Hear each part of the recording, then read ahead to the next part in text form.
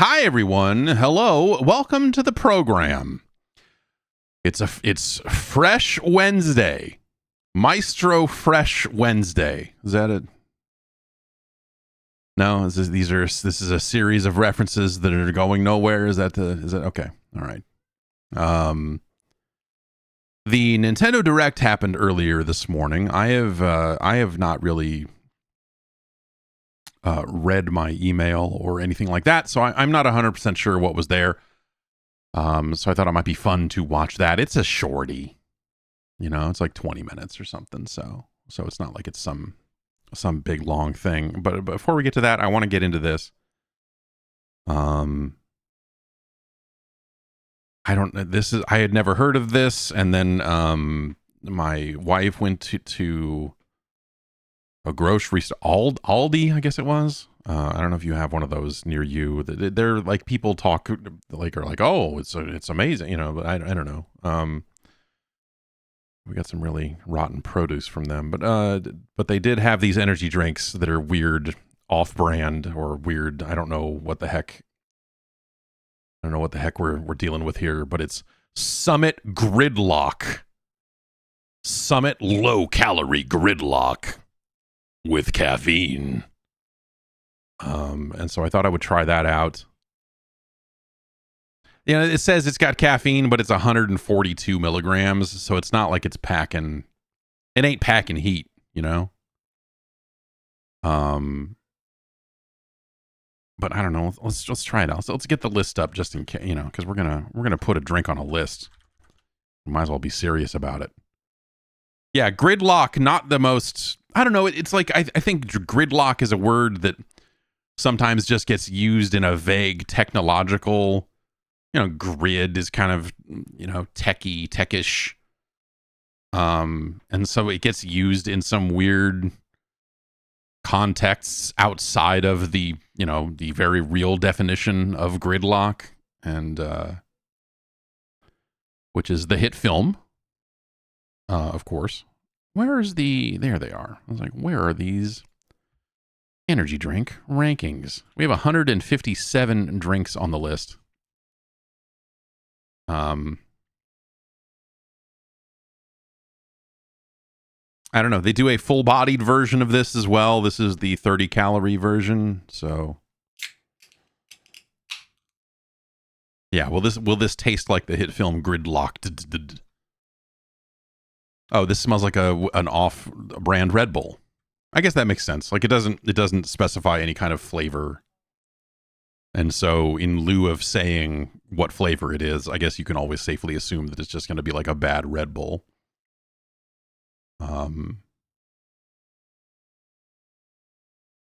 Yeah, smells a little weak compared to Red Bull. Tastes a little weak compared to Red Bull. That's why it's only 142 milligrams of caffeine. It's like someone it's like someone went and bought a 0-calorie, a 0-sugar Red Bull and then cut it with water. It tastes like a watered down Red Bull.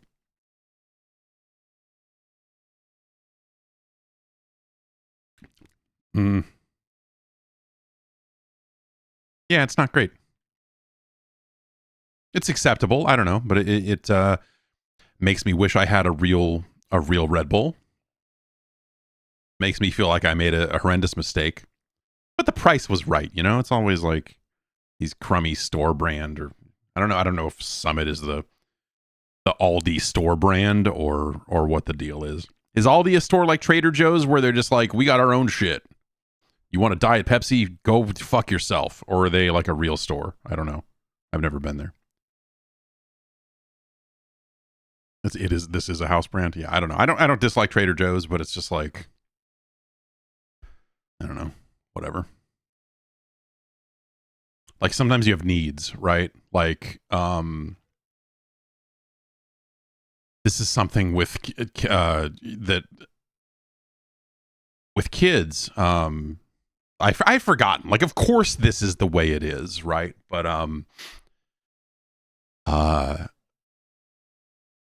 my kids like string cheese, but more specifically, lately, they like string cheese that have pictures of the Paw Patrol on them.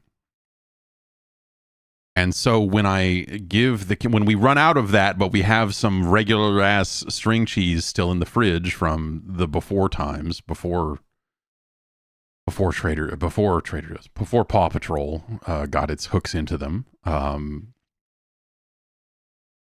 they're not down.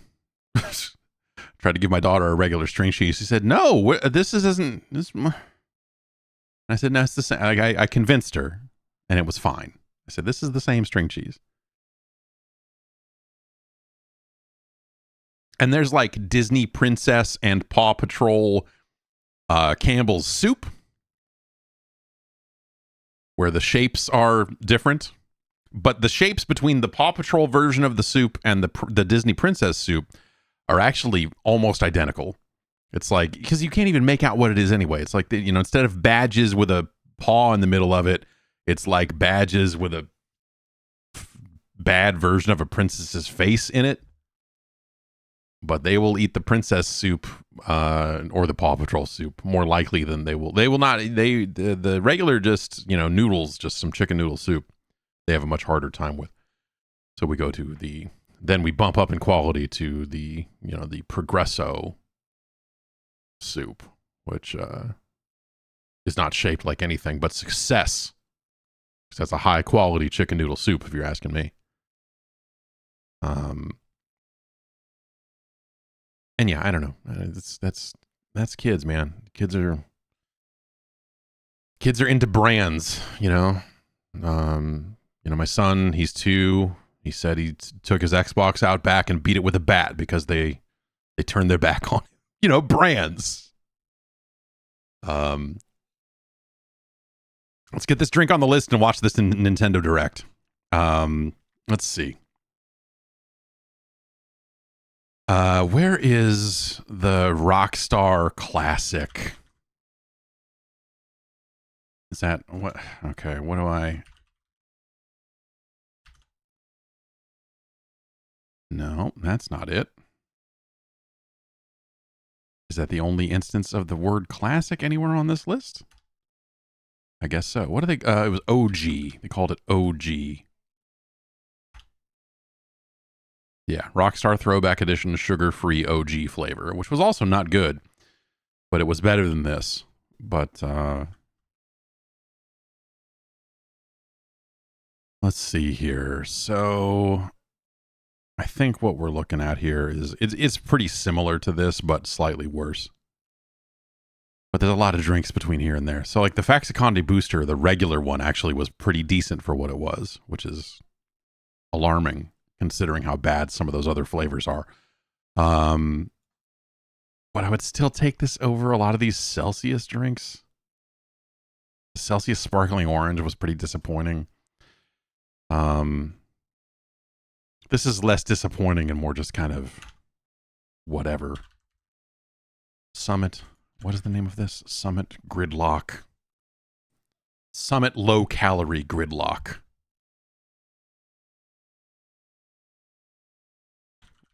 Nice low calorie gridlock to start the day. And so that ends up at our new number 119. Congratulations to the fine folks at Aldi. I'll give you a quarter for a shopping cart or whatever the hell it is. Okay. Let's catch this Nintendo Direct. Let's see what's up with it. It's 23 minutes. Is it already? No, I got to turn that on.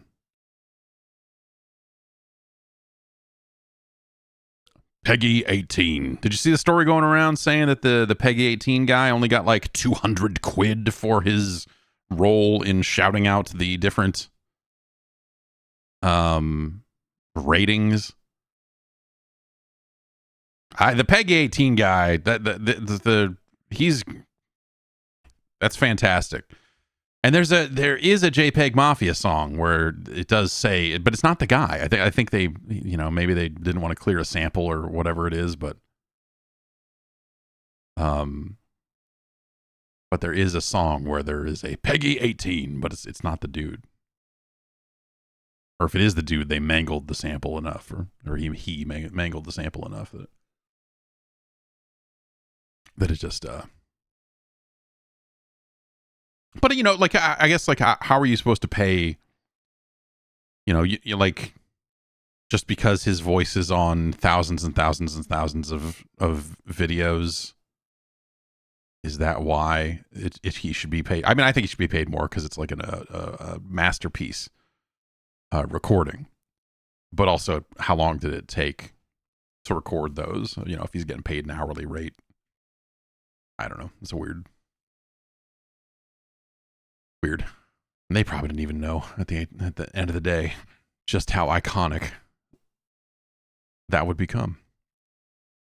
Okay, let's watch this thing and see what's up. It's a partner direct, so it's you know, it's not first party, which is obviously the case. You know, it's not going to be some big first party showcase. They said as much going in, and yet the little bit and piece I did see of people talking about this were people saying like, I can't believe they didn't announce this first part. It's just like you people are beyond help at a certain point. They're doing everything they can to denote that this is not going to be a place for them to talk about first party games in great detail. And yet you're still somehow like, my prediction is that the Wrecking Crew 3 is going to be announced here. They're going to show Wrecking Crew 3. It's going to be out in the fall.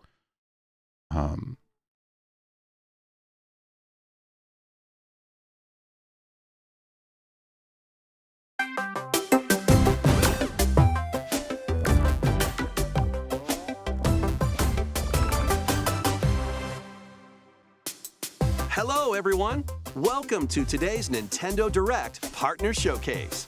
Thank you. In this presentation, we'll be focusing on Nintendo Switch games launching in the first half of 2024 from our publishing and development partners. Okay, let's get into some headlines. Strive to survive. Teams of 5 strive to survive. Survivor Series is coming. To embark on an enormous adventure of pint-sized proportions. Here's this thing. After being shrunken down. The quality on this is really rotten. I'm going to see what... Okay, yeah, it's defaulting to 480p, so maybe we can fix that.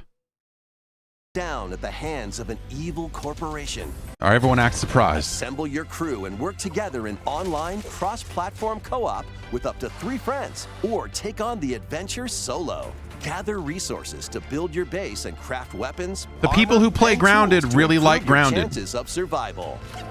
Use the tools you craft. I played some Grounded plant life, and did not stick with Grounded. You aren't alone out there. But it's come a long way since then. I mean, it sounds like that the updates have been very, very well received by the fans. Share and play your own creations in Playgrounds mode. Do you have what it takes to make it big in this minuscule world and fend off its creepy, crawly inhabitants? Go big or never go home when Grounded launches on the Nintendo Switch system April 16th. Go big or never go home is a decent little bit of business. Destruction and renewal unfolds in this return to the Ender Lilies world. This once flourishing country sits atop a wealth of buried magic. The land of fumes, they've been hanging out in my bedroom. Artificial life forms created as the country flourished were meant to bring about a brighter future.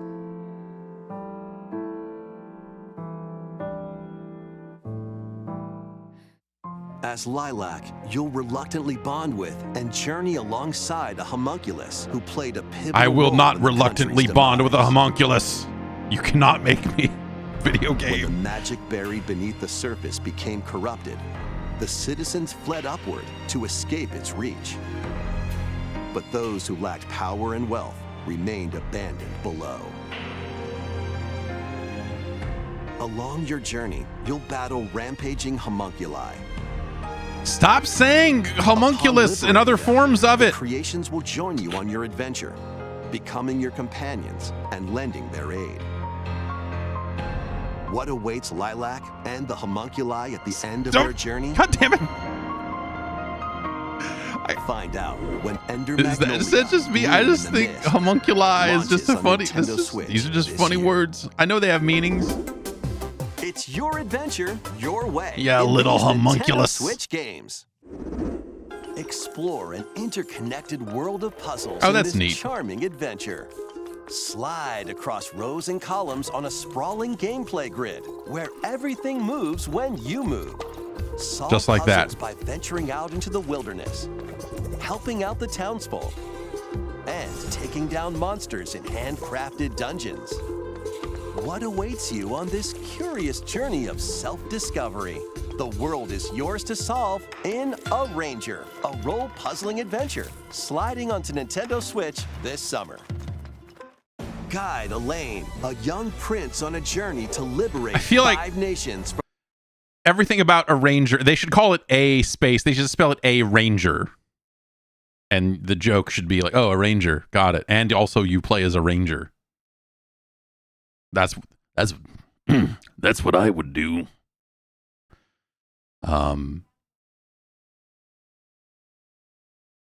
That looks cool. I hate slide puzzles.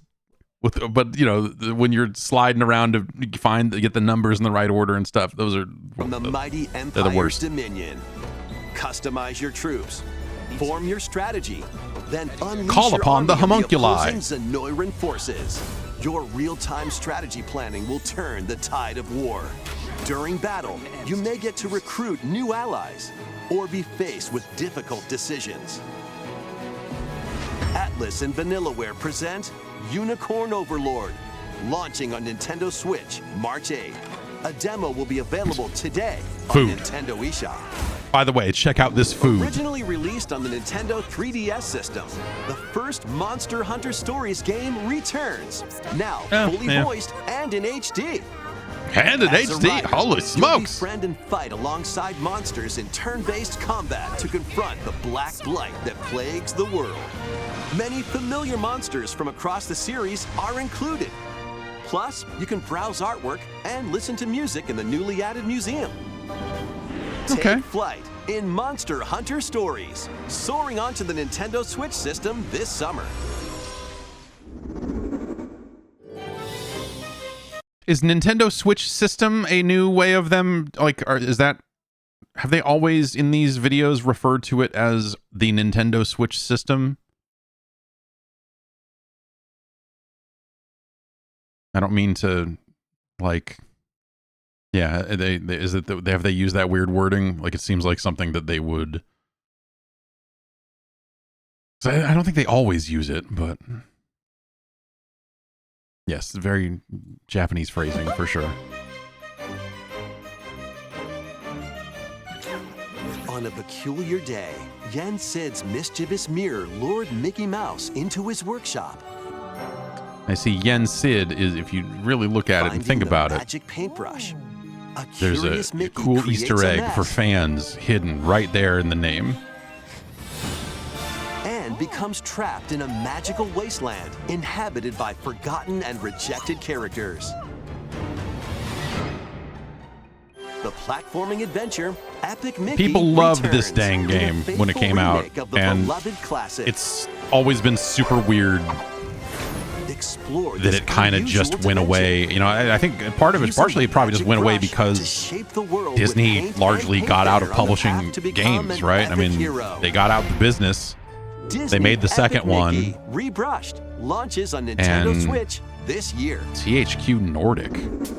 All right. Next, please Embracer take a Group look at brings this. you. But Epic Mickey was cool. The second one, I feel like less so. I'm afraid Tokyo experienced its own peculiar occurrence while you were away. I'll be counting on you to gather more intel on the matter. I suspected to be traveling back and forth between Tokyo and the Netherworld. Don't we all? It's definitely dangerous. And that's about all we know right now. Look out! Who are you? Now let's kill this thing. And so we have found it. The key to the resurrection. So what? This is where you prove you can Back up in that ass with the resurrection. If it wasn't for you, my brother would never have been dragged into this war. You're not alone. If you want revenge, then I'll help I you feel like we get don't get these types of trailers as much anymore of characters shout lines from voice acting set to footage of like relatively unrelated footage of the game.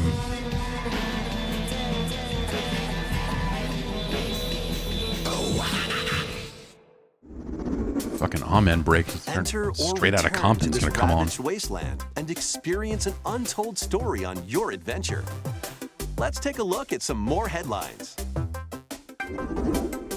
Get ready to unite and fight in these Nintendo Switch games. Which one is it? Fight in iconic battles from across the Star Wars galaxy in this collection of 2 classic games. Up to 64 players can strike back against familiar faces in massive online battles. That's cool. This collection includes additional playable characters such as Kit Fisto and additional maps like Jabba's Palace. Plus, battle as your favorite heroes or villains in Hero Assault. Play as Luke Skywalker, Darth Vader, and more on maps including Death Star and Naboo. We got them both. Star Wars Battlefront Classic Collection launches on the Nintendo Switch system March 14th. Pre-orders begin today on Nintendo eShop. They should make a third one of these. They should make a third one of these Battlefront games. I don't know. Come on, buddy. Let's go, Stan. Snow day, everyone. Kid Welcome Fisto. to South Park.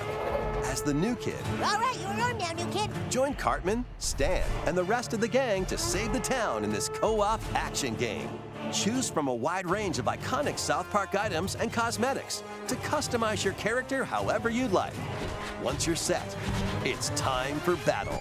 Take on an avalanche of enemy factions in solo play or online co-op with up to 3 friends. Grab your gang and head into the fray in South Park Snow Day. Launching on Nintendo Switch March 26th. Pre-orders are available now. I guess I didn't realize that this was out as eShop. soon as it is. I guess that's the passage of time for you. That game's been in Sharpen development your for a while. steel for the latest entry in the Sword Art Online series. When the virtual world goes haywire, the past I've been posting and my present Sword Art online lately. Not all of it. You know, some of it I keep to myself. I spent a good long time making some pretty sweet swords. It's up to you to save the world. Experience. But I threw up over on my Tumblr, you know, over at jeff.zone. You want to see some of my Sword Art online? It's over there. It's online. Sword Art Online, Fractured Daydream, launches on Nintendo Switch this year. Break, build, and battle your Ultimate Gundam in Gundam Breaker My 4. Ultimate Gundam. Choose from over 250 base kits. Combine and customize their parts to build your very own mobile suit model, known as Gunpla. Then put your creation to the test in a variety of combat missions. I feel like Gunpla is just one of those words that was never meant to be said aloud. You can equip more abilities to craft the Destiny ultimate Gundam, wait a Gunpla. minute. Plus, you can show off your builds and snap pics in the new diorama mode. Prepare for battle when Gundam Breaker 4 launches on Nintendo Switch this year. That looks pretty neat. Let's get down to monkey business. I refuse. The I'm just newest kidding. entry in the Super Monkey Ball series rolls onto Nintendo Switch. I don't know, Banana Rumble? What are we gonna name the? Over What, 200 brand new stages await with I'm optional out of motion words control. to use to name a Using the monkey new ball Spin game. What do you? Dash mode, you can Banana blast Rumble. over Perfect. Banana. obstacles and I'm writing that create down. I'm writing that shortcuts down. to victory. Banana Rumble. Have a ball with friends and family in 4-player local co-op. And I feel like that last monkey ball they put out was. up to Oh, 16 sure. players can battle online as they tilt their way to be the top banana. Be the first to the finish line in race mode. Grab the falling bananas in Banana Hunt. Team up to take down robots in Robot Smash and more. Get ready to roll. What do we call the one where you smash the robot?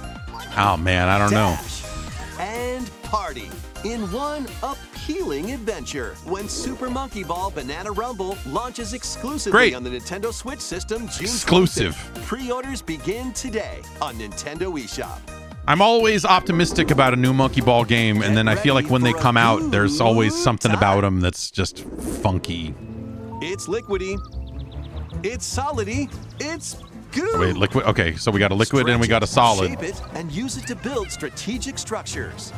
In this, Are you telling me Metal Gear is back? Is that I don't know what to make. I don't know what you're getting at here.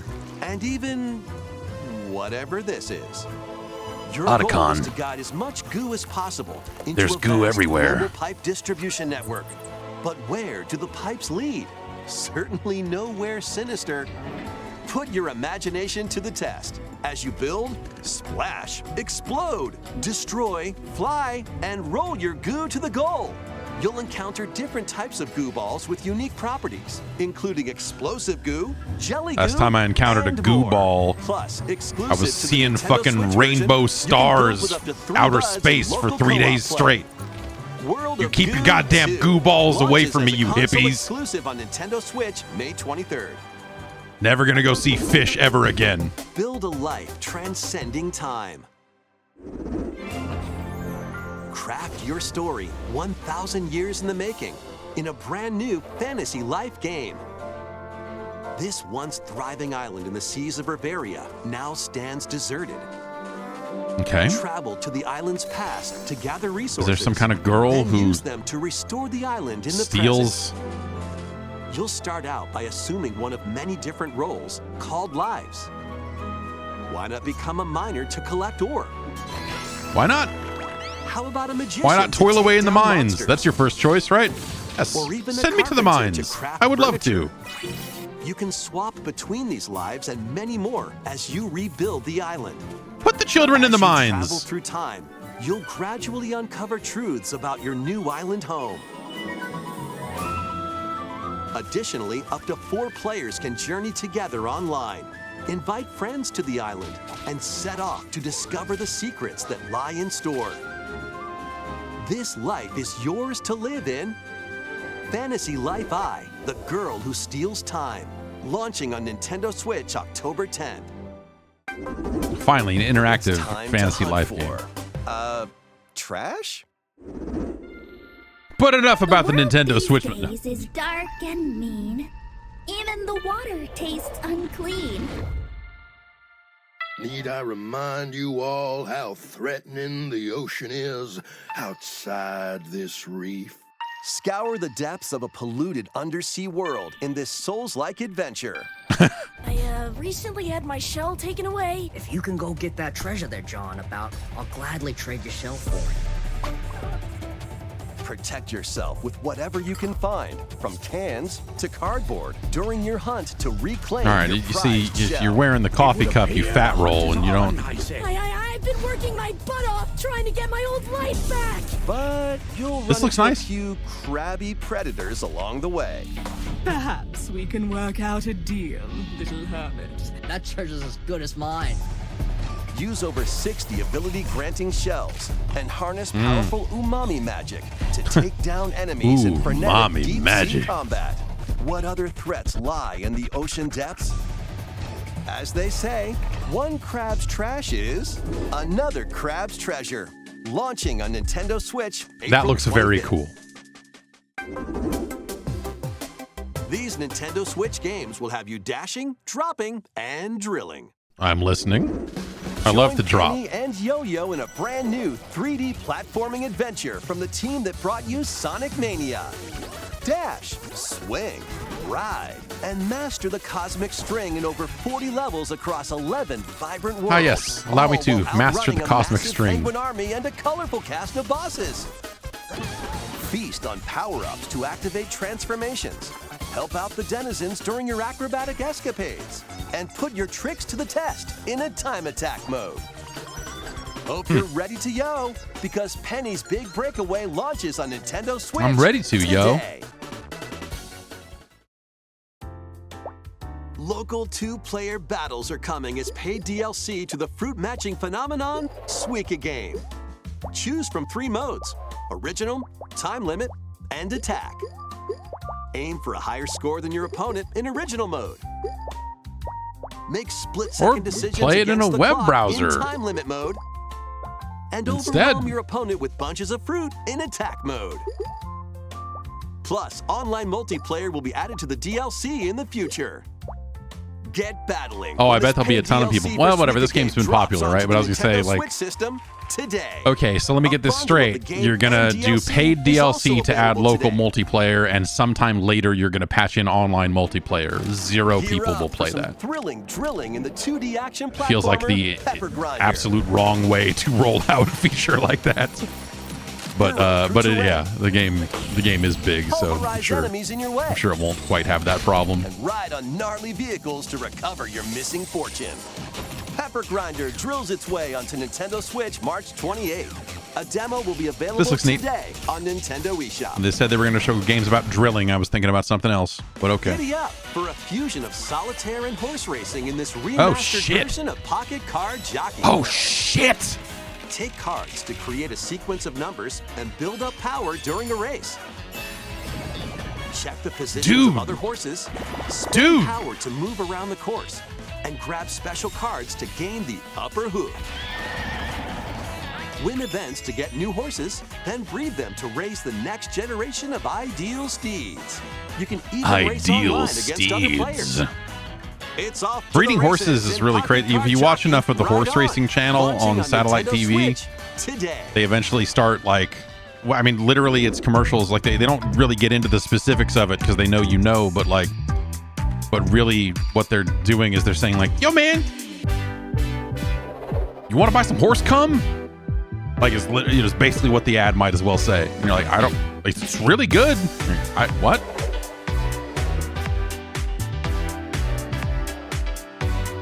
It's scary. But I guess that's how it works.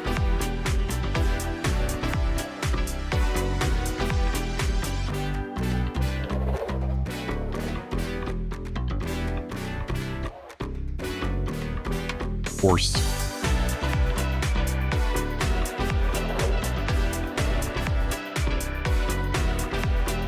I want to believe that this Contra game will be all right, but it's hard. It's hard. The very idea of there being, hey, this thing, Penman out tomorrow.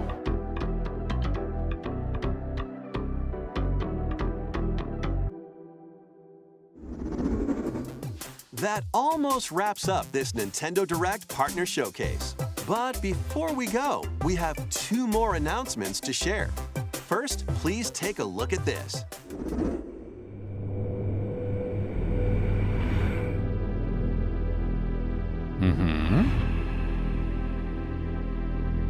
Okay. Oh, yeah, I guess. Hey, let's do some business. Shit, dude.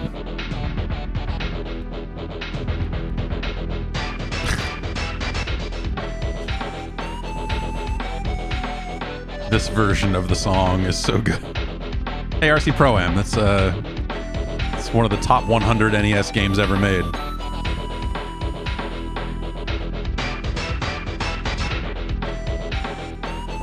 Fucking Blast Core, dude.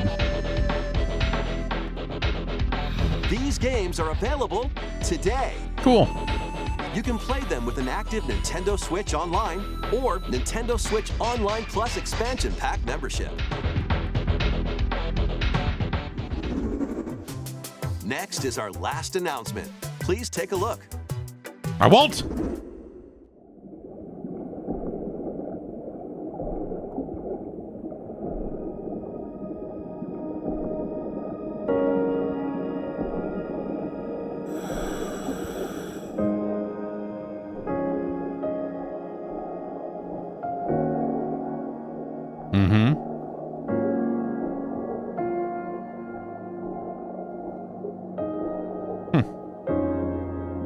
A mysterious underwater world is yours to explore in an all-new Endless Ocean game. Welcome to the Veiled Sea, a location known to very few people. This unexplored region changes with each dive, offering new things to discover. Up to 30 players online can plunge into the ocean's depths together. Share your discoveries with other divers. It's a fish. And exchange a friendly greeting while freely exploring the vast ocean.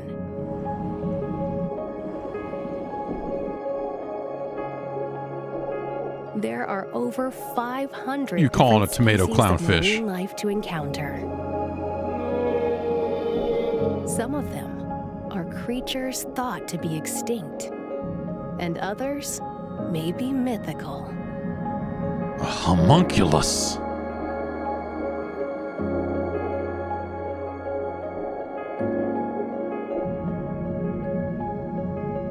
What will you find on your undersea journey?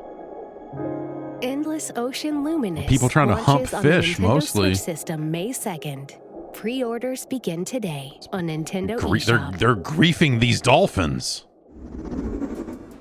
We hope you're looking All right. forward to exploring the vast ocean on That's some neat Nintendo stuff. Switch. That's all for today's Nintendo Direct Partner Showcase. Thank you for watching.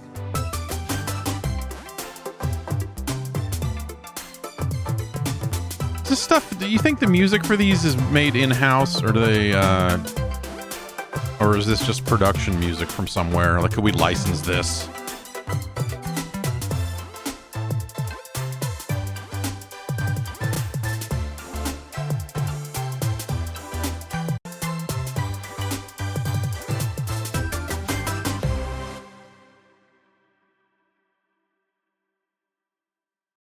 Okay.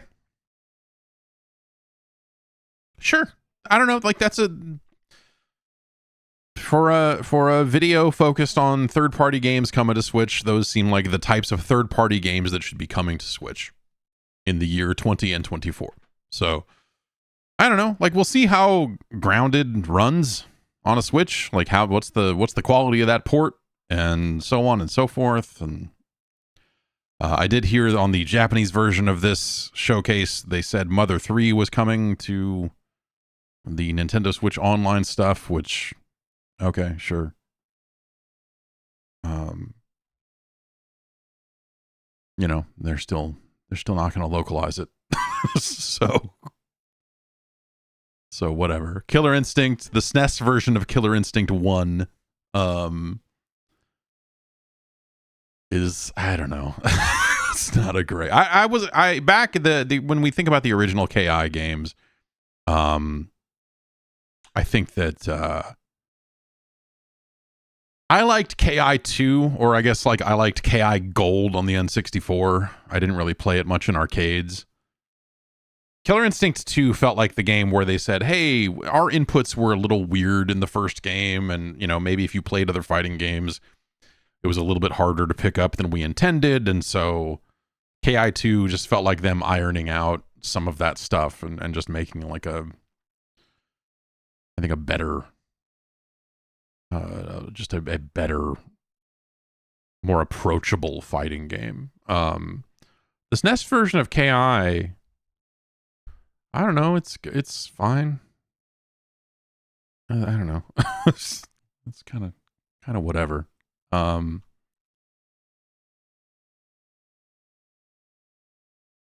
Microsoft went ahead and confirmed the all 4 of the games it is bringing to other platforms here. So Pentiment is PS4, PS5, and Switch on February 22nd. That's tomorrow.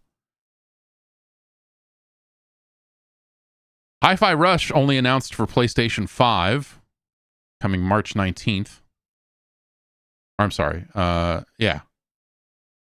Yes, March 19th. Pre-orders open tomorrow.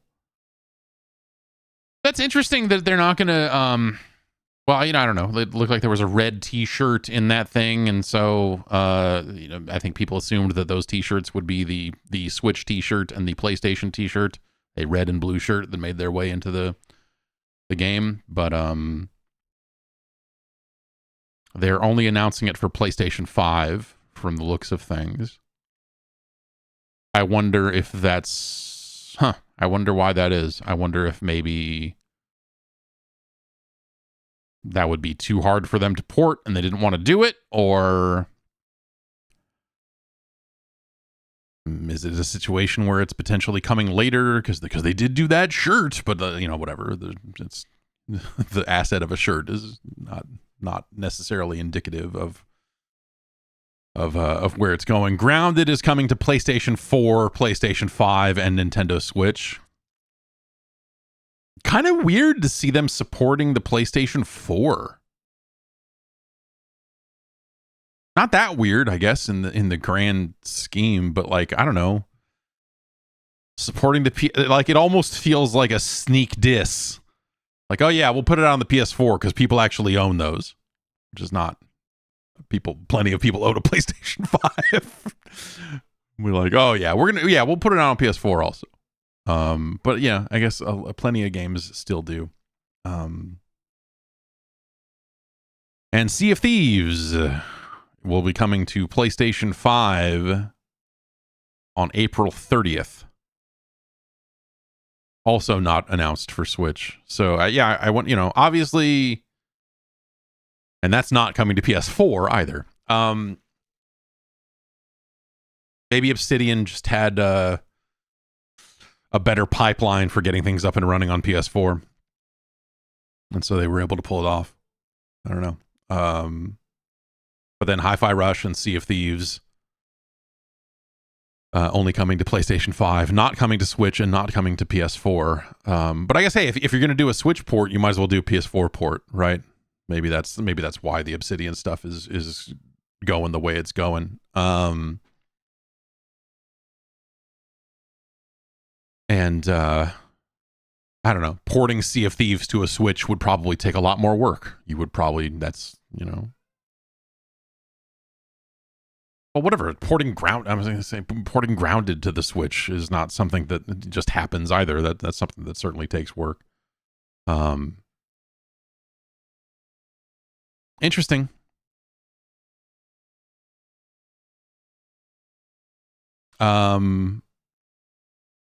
Crossplay on the games that have multiplayer, obviously, because that's the whole point of what they're doing, is to, get more players in front of these games. They say that 20 million players have played Grounded, and over 35 million players have played Sea of Thieves. Okay.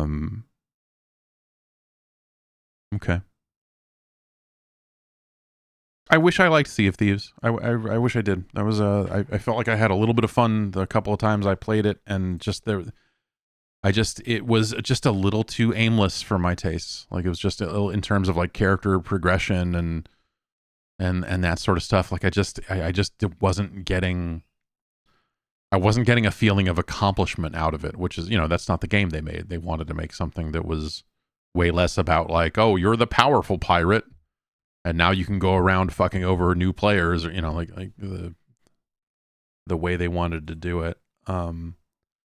Yeah, Nick on the Discord says maybe they're making Hi-Fi Rush for the Switch too. I suppose anything's possible, and why not? I guess I was about to say maybe the window will have closed on the relevance of a Hi-Fi Rush port by the time the Switch 2 comes around, but if you didn't play it on an Xbox, that it's not like that game is like a multiplayer game that needs a player base or anything, so it doesn't necessarily become irrelevant.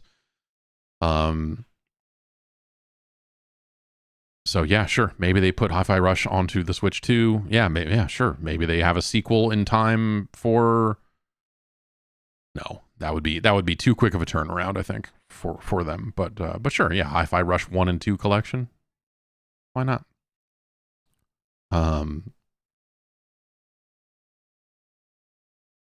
then Sea of Thieves, I don't know. Yeah, I mean, I think if you're looking to make a big multiplayer game, you want to catch as many players as you can, and so it seems like maybe slightly odd to me that game would not be also announced for the Switch, because of how many people own them. But also, it's certainly possible that there are just bumps in the road on getting that game up and running on a Switch that I'm not considering, or I just wonder if this is like super strategic of just like, no, we want to put these games here when we'll put some of them on the Switch, some of them not, but maybe it really is just as easy as like hey, it was easier for Obsidian to get Grounded and Pentiment up and running on a Switch than it was for, Tango or Rare to get Hi-Fi Rush or Sea of Thieves up and running. And maybe they decided, hey, the cost to port Sea of Thieves to the Switch would be such that they would not make their money back. That's certainly that's certainly possible. But yeah, voice chat on the Switch is it's a weird situation. It's always a weird situation.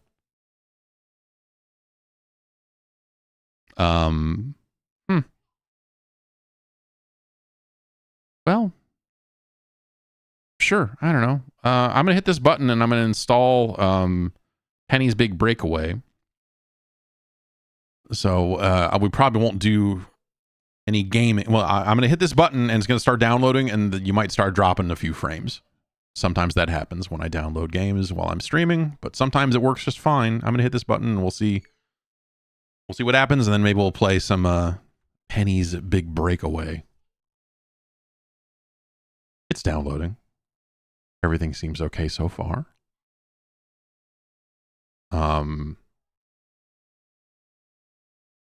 Sure. So yeah, I don't know, man. It's that Nintendo Direct seemed fine. Okay, so yeah, limited run announced. That was a very fast 2 gigabytes, I must say. Yeah, Ninja 5.0 and the Minter thing's out in March. And then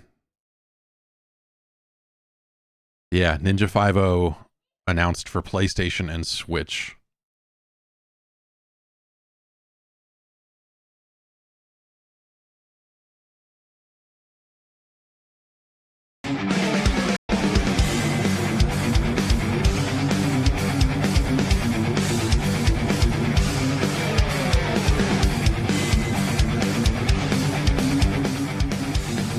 Okay. F. That sure looks like Ninja 5.0 to me.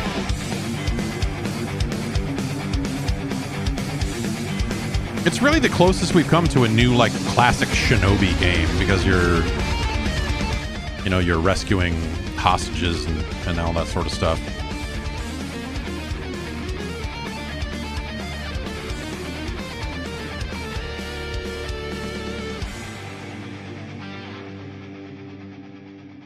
Cool. More people should play that game.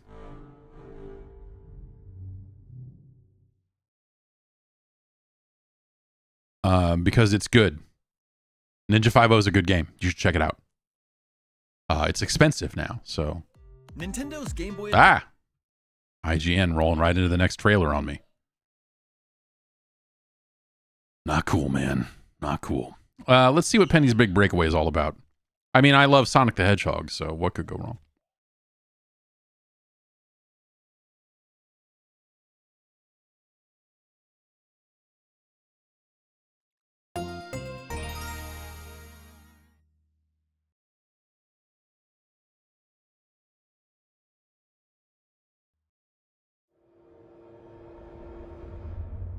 It's a 2K joint through their private division label. I'm going to use mouse and keyboard.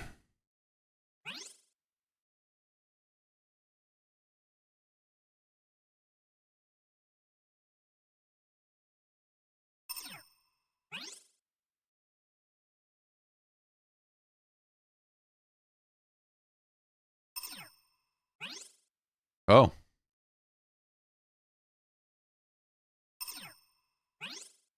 Fuck, dude.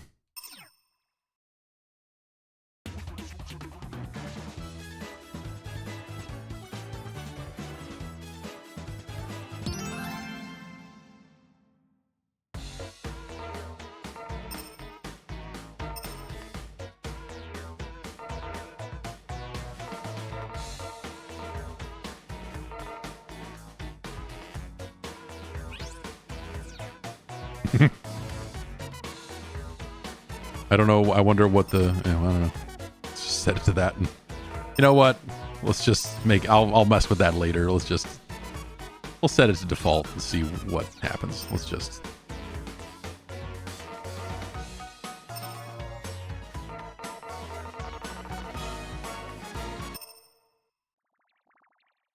Pretty good menus.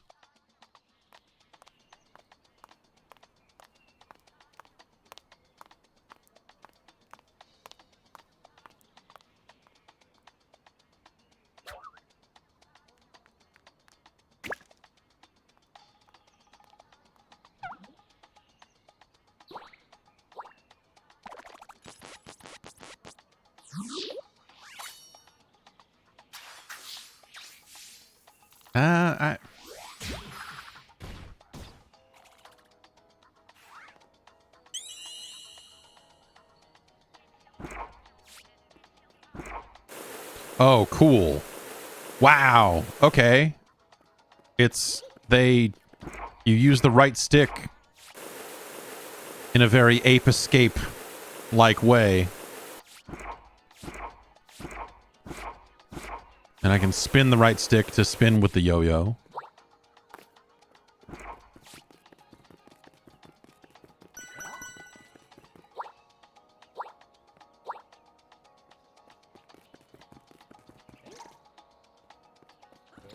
There is a, I guess maybe that's a Sonic the Hedgehog kind of thing in its own sick way too. But the rate at which it takes for this character to get up to a functionally moving speed is forever.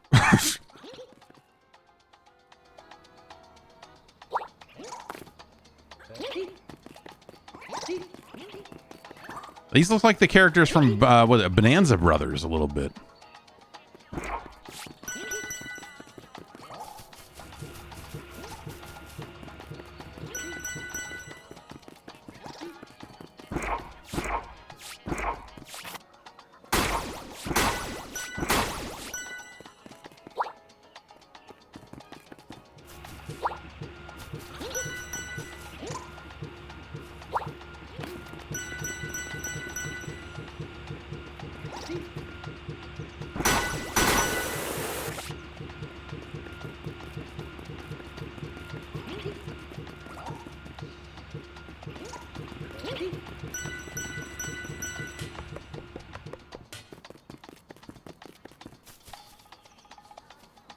Real slow in that grass.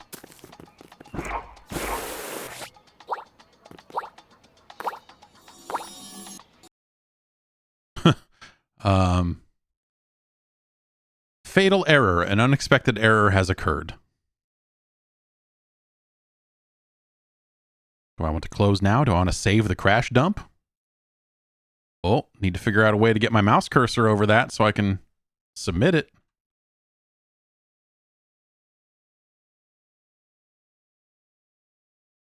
Come on. Oh. The cursor is invisible, so I can't. There. Oh. I hit close now and it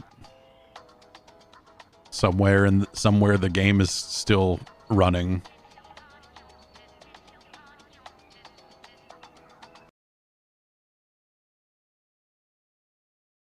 The fatal error message has showed up again.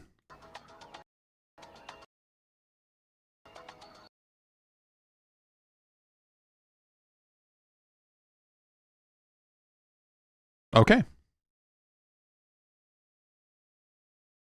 Well, that's Penny's Big Breakaway. Available now on personal computer. Let's try and launch it again.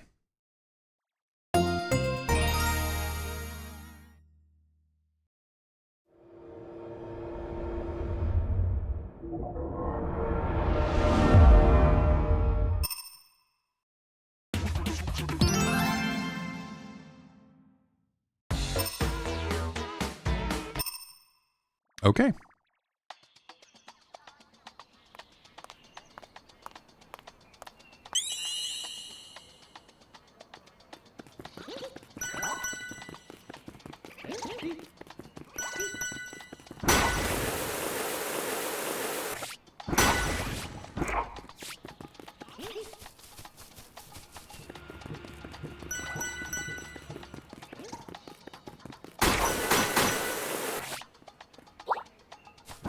The thing I'll say about, hey, about this part of the game right here is that the controls feel very sluggish.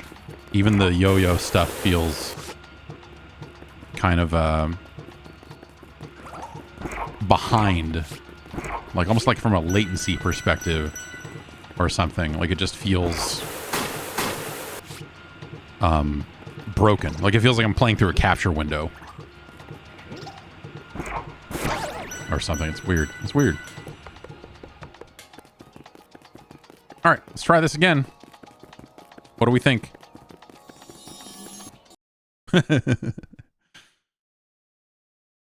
Okay. Okay. I'm going to try it one more time, and I'm going to go and I'm going to set the frame rate deliberately to 60 instead of using default. Because who knows what default is? This is default.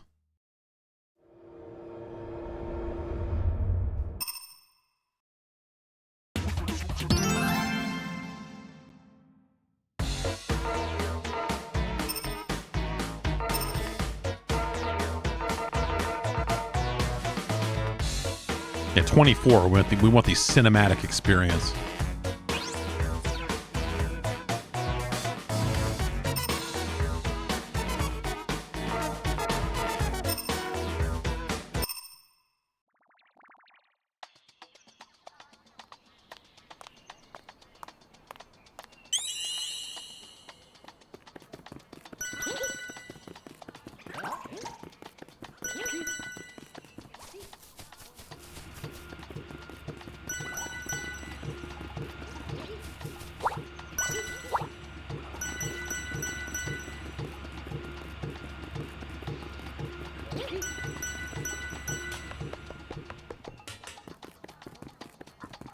Here we go.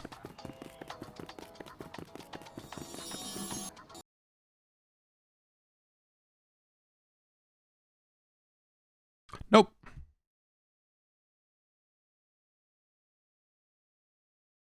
All right. I'm going to set it to 240 now because that's the refresh rate of this monitor.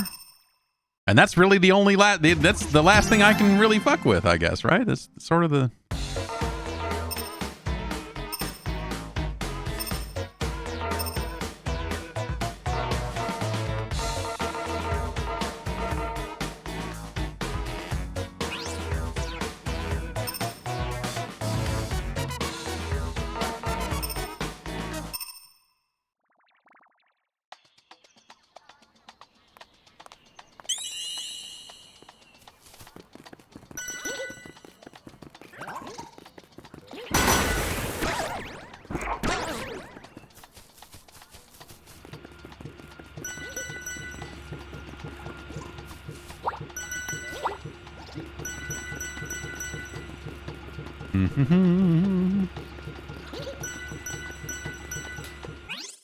Should we take no, I was gonna say we could set up a poll, take bets, salty bet our way through the all right, here we go. Maybe if I touch it from the other side. Nope. All right, that's it. There you go. That's Penny's Big Breakaway. It's in stores now. Ask for it by name. Congratulations to everyone involved.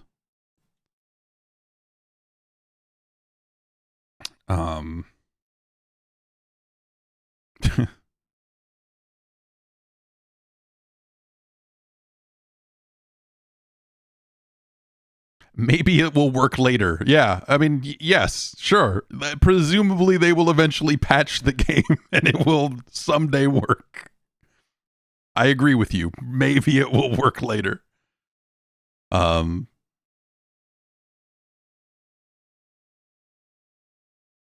do something else.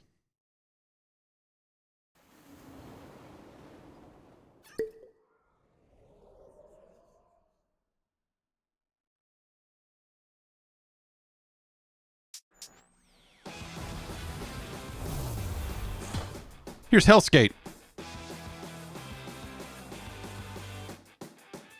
People with Radeon GPUs are experiencing crashes. Yeah, huh? People with NVIDIA GPUs are as well, apparently.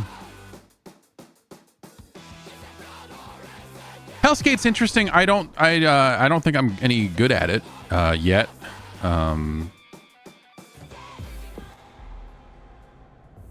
This seems interesting.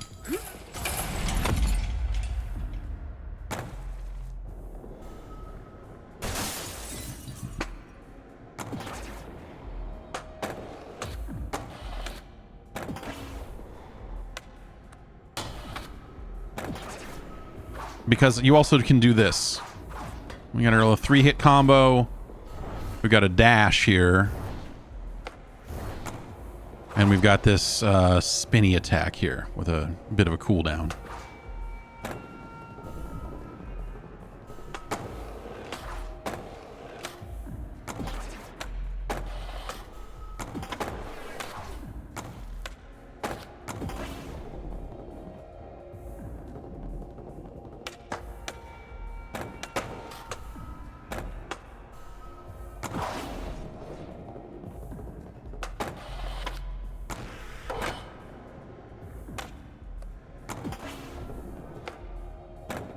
You will kind of just land it. They don't really let you fall over from these attacks or from so even if we, let's see, even if I just go and do this, he'll just kind of land it. Oops. But it will break your combo. And so it keeps you moving, but you do lose a combo. No branchable grind tricks here. I'm mashing these buttons to no effect, but you can transition from one manual to another. They did do that. It's early access, so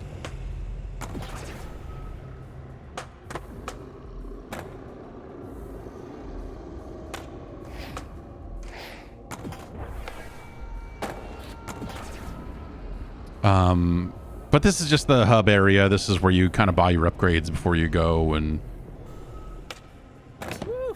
Never seen anyone fight like you do. What's it like when you transform? Like there's something inside that I'm letting out. Whoa. Gnarly. also you can get off the board.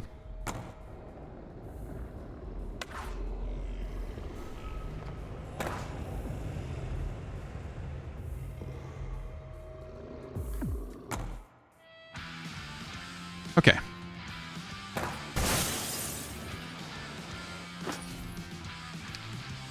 So we have a gear choice here. When grounded, attacking sends a lightning shockwave forward. Gain 1 extra jump. What? On landing a combo containing a flip or a grab, lightning strikes enemies within range. Okay, that seems cool. Dodging through enemies strikes them with a lightning strike, reduce dash cooldown by 20%. That also sounds good.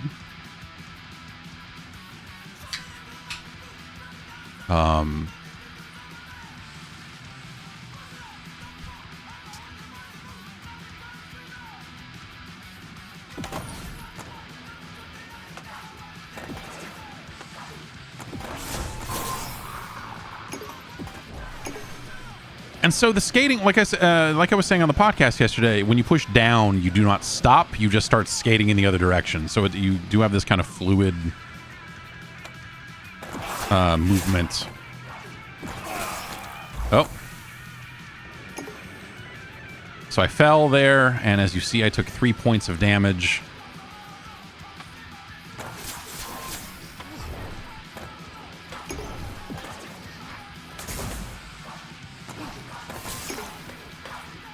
Sometimes it's just kind of messy, this game.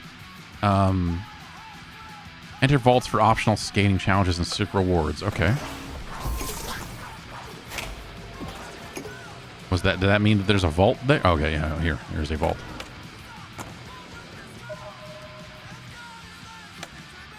Okay.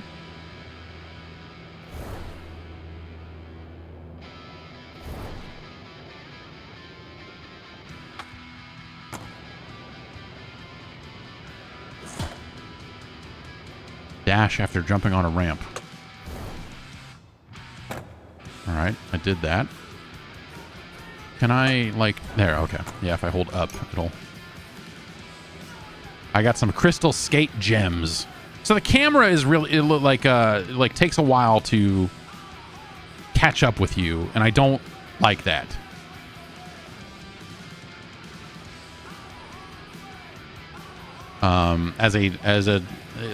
It's the sort of thing that feels not Tony Hawkish enough that it is kind of getting in my way. That I bet if you didn't have Tony Hawk programmed into your hands for the rest of your life, that you know, you probably wouldn't care as much.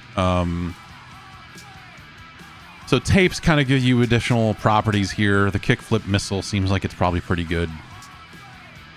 This one, if you just do a backside big flip, you will do more damage on your next attack. That's boring. Missiles, not boring.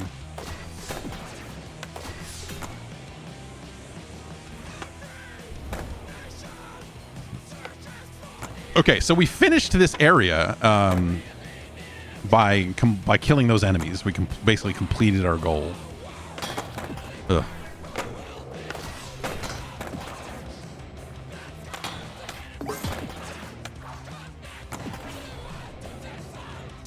Here's another tape. Okay. Create a seeking tornado that does 1 damage and inflicts chill.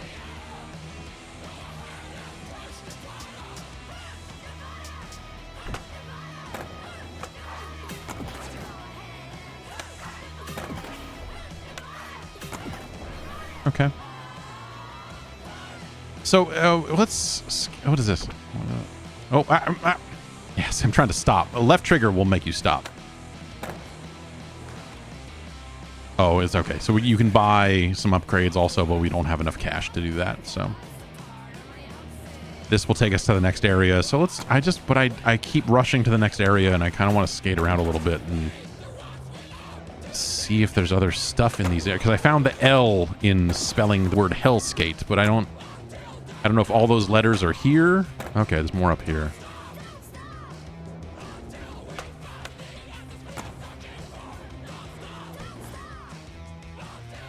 There's okay, yeah.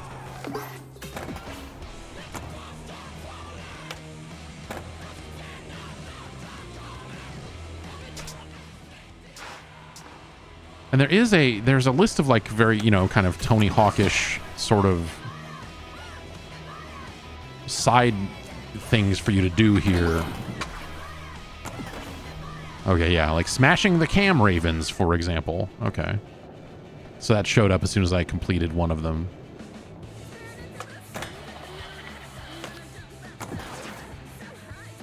Okay. There's an H over there. Well, that was awesome.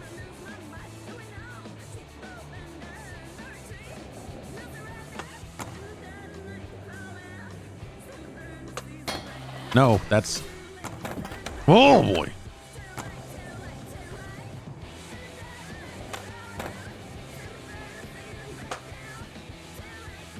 Guess I got to get off the board like a sucker. Except you can't jump very high.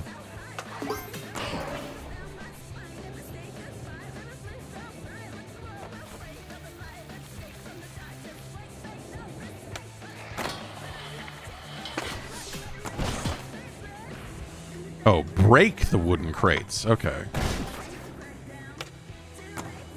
It's not enough to just knock them over with your board. You gotta...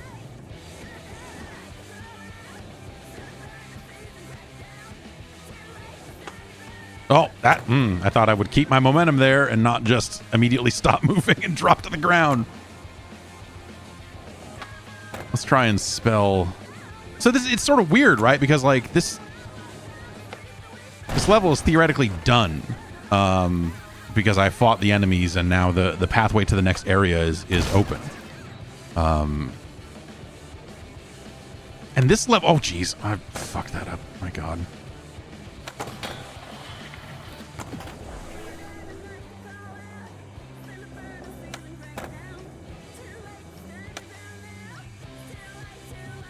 Oh, so yeah, here's some skate stoppers. That's definitely like another one of the...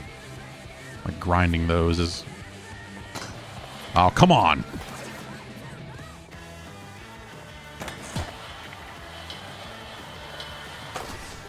All right, we accomplished that. I guess we get some more currency, some more upgrade currency for that is probably how that works, huh?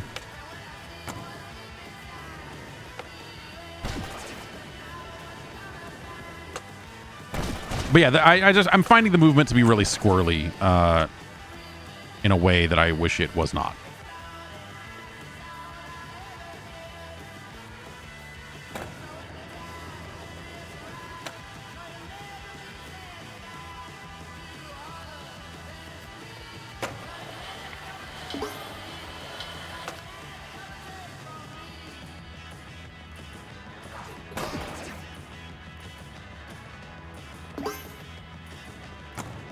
We spelled Helskate, everybody. We could go find the rest of those crates, but how about instead we just go? Okay, there's where it shows.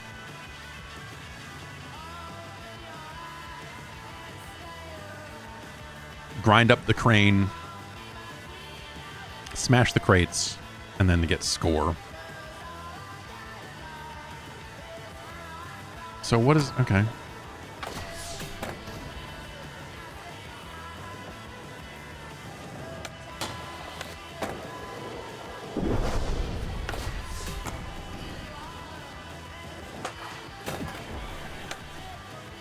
Like this, maybe score only counts while the enemies are alive. I don't know, because it just says my score is 2,000 up there, and I'm getting more points, but it's not doing anything.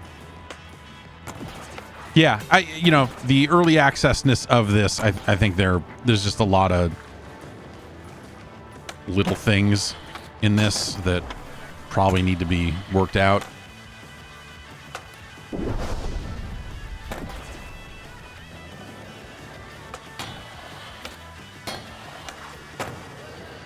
But I'm guessing that...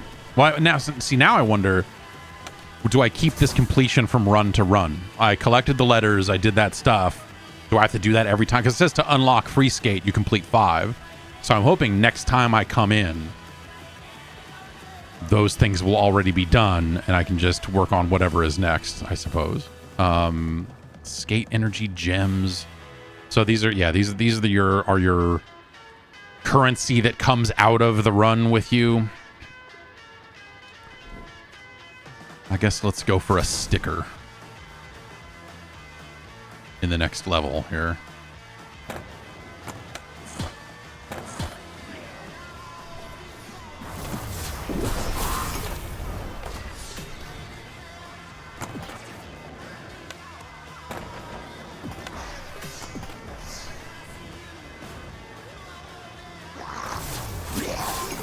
All right, got that guy.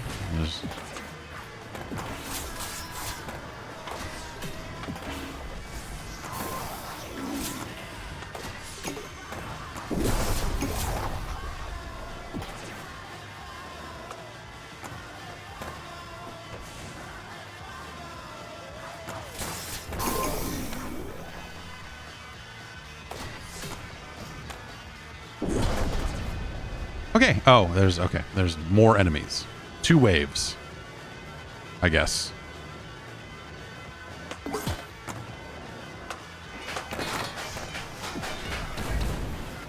Okay. I just took 10 damage from somewhere.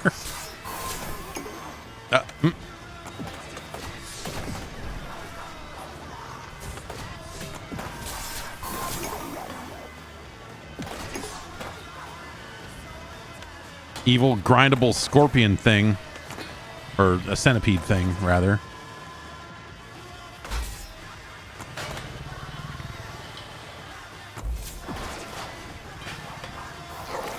Kind of cool.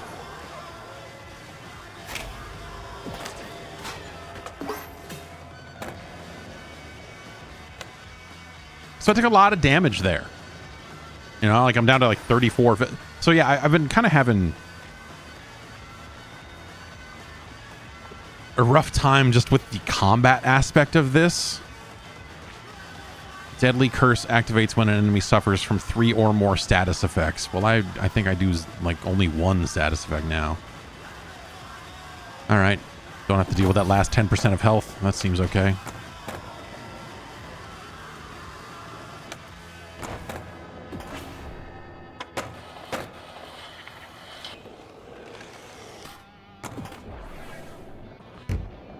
Apparently it is not enough to just grind into the camera birds. You have to murder them.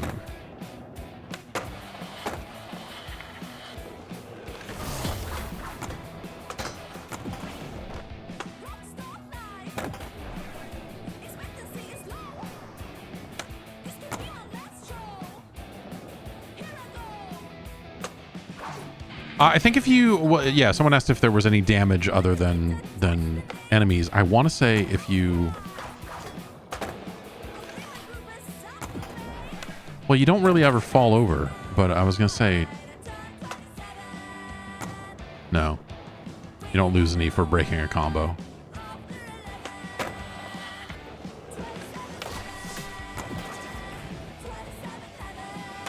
I think maybe my problem with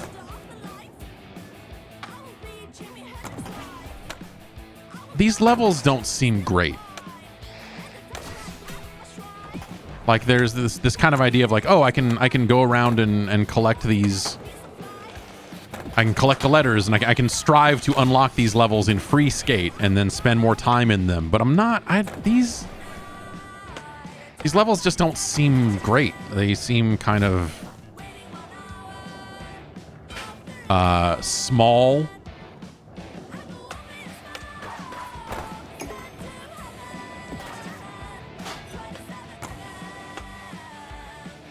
So far, anyway.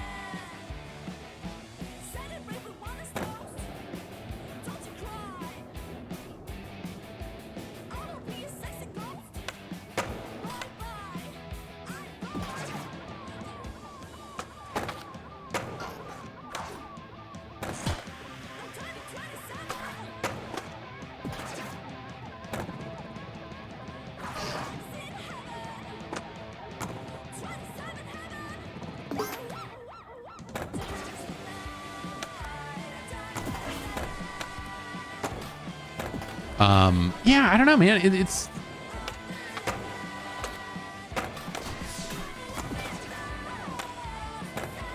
like there's parts of this that I'm like, yeah, this is cool, but there's something about the way it comes together, or rather, like, doesn't, that is kind of,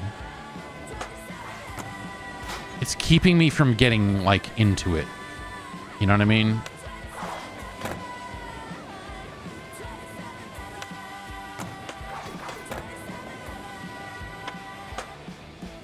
And I'm guessing that the score only counts if enemies are alive, right? They only count your score if you're skating in danger or something, right? Because it feels like it doesn't update. Maybe it was, I mean, but it's higher than it was, so it must update. Yeah, it must just update while enemies are alive. All right, here we can buy a sticker. When an enemy dies, they explode, poisoning enemies within 5 meters. Sure. Why not? We need 2 more letters. We could skate around and find those, or we could just go.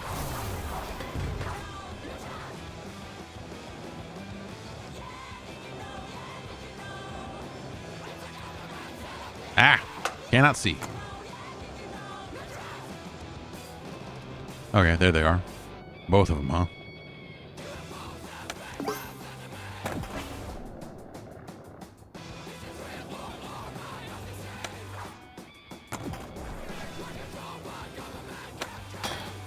Oh, didn't get up high enough. We can get up on the rooftop. We can do some grinds. And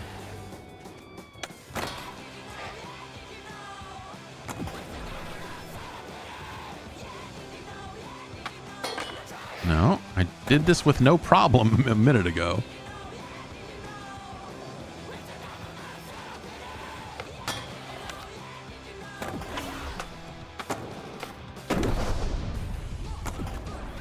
We'll just do it that way.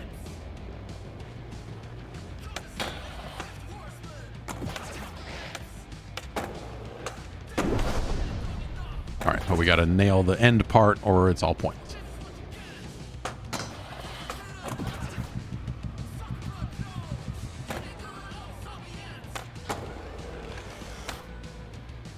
feel like that was close enough that it should have just counted it.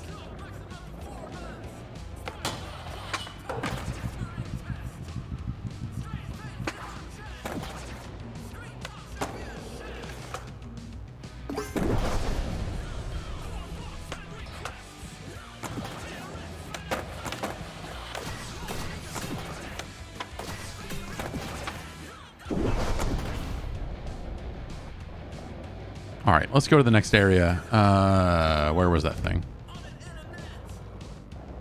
It says grind over the telephone wire 2 of 2, which I feel like I did it. Otherwise, why would it say 2 of 2? But it didn't complete. I don't know. Where's the thing? There it is.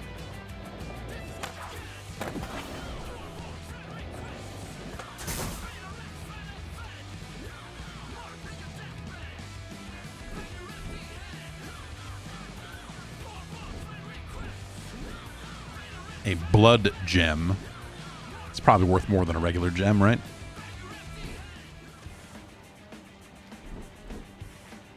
Wait, did I get my sticker for finishing? Maybe. All right, whatever. Blood gem.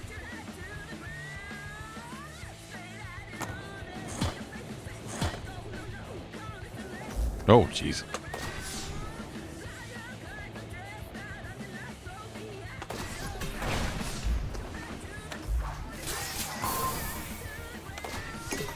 The combat doesn't feel very good, I guess, is maybe my problem with it. There, you know, and you eventually buy new skateboards, and it looks like the weapons are attached to the skateboard that you bring into a level. But look at how much damage I just took from those fucking things. It's kind of ridiculous. Oh, jeez. And then you can dash to avoid stuff. But I feel like there's just the difficult thing about this game, I think, long term is going to be, you know, the split focus between the combat and the skating, especially as you start to get more of these moves that are asking you to kind of do skate tricks in the middle of combat. Like, there's just stuff about the camera that is fundamentally difficult to deal with.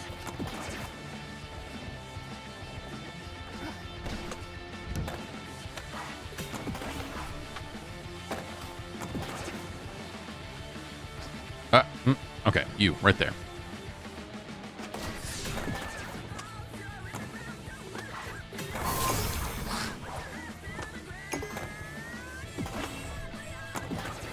Okay, they're over here. There they are. You.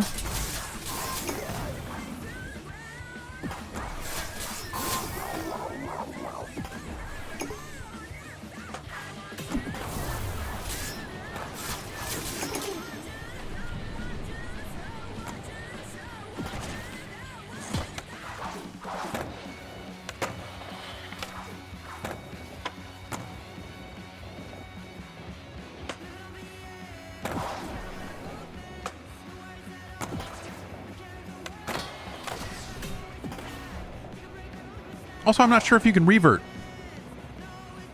Because, oh. Because the revert buttons are now attacks.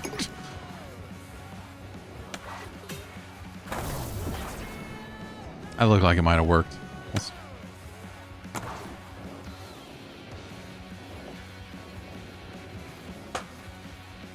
Oops.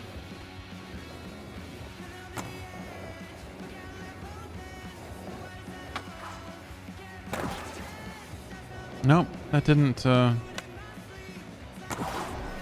No. No, that did not happen.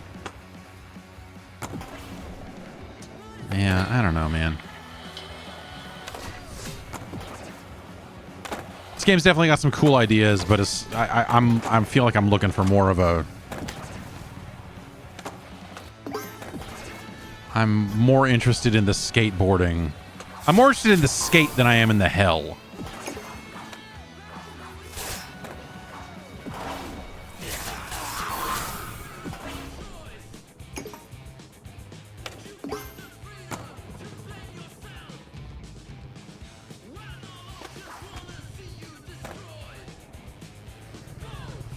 Ah!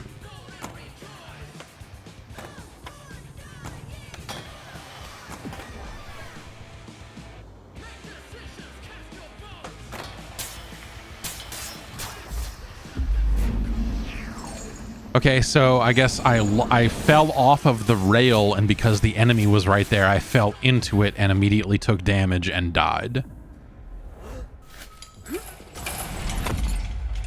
I'm pretty sure that's what just happened there.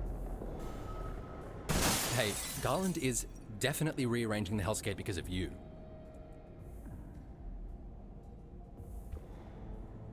Oh. This is a big deal, Falcon. If you keep going out there, it's going to make a lot of people angry, including certain people at this mall. Maybe no one will notice. Well, they will if I'm filming you. Bro, no one ever watches your tapes except us. Yeah, all right. Yeah, fair point.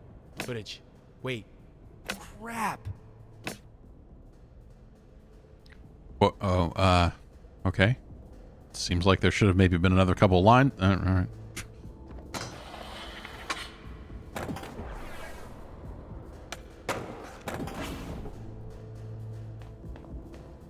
Whoa. What is that? It's me, your favorite almost customer. Not you, that board. I can't believe I didn't notice before. Bring it here.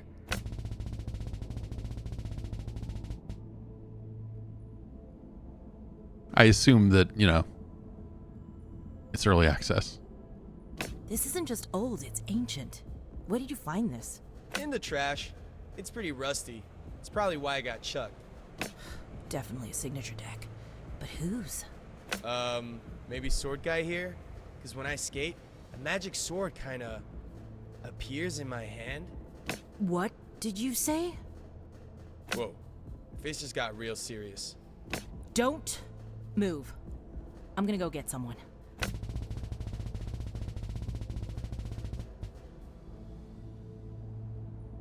Anton Falcon, this is Molly, the Malkoplin. I want you to mess him up real good. Okay.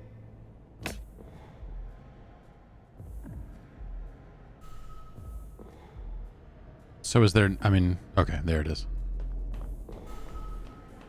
So it's true. You can use skate energy to conjure a weapon. But why him? Are you gonna tell me what's going on? Are you gonna buy something? I'll leave Molly here in case you ever want to wail on him again. I hear it's very therapeutic.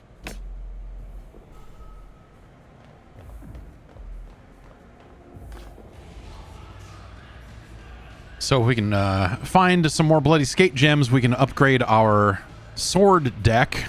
But there's also ninja stars and a fat hammer. But you have to find the right materials for that. And I've got almost all of what I need for this one.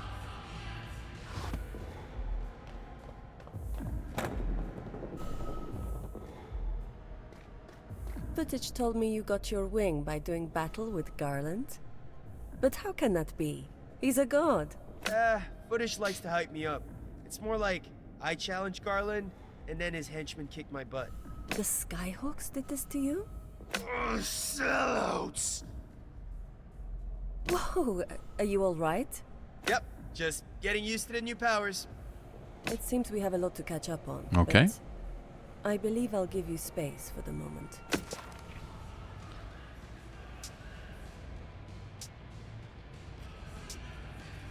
So same deal as the boards. You can, you know, if you have the right materials, you can buy and upgrade your existing stuff. So +1 dash before going on cooldown. When you die, resurrect with half health. Heal a bit when completing a room. Wait, okay, yeah, we did that. And I think the only other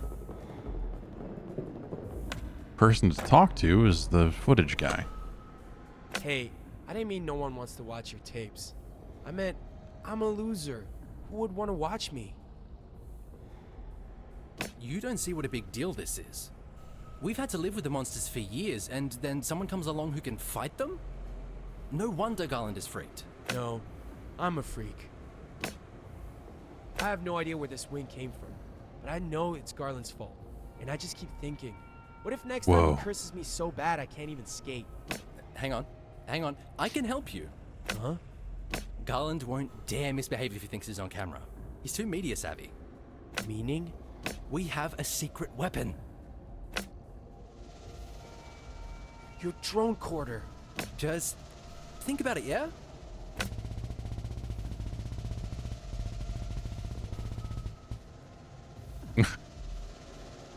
Okay.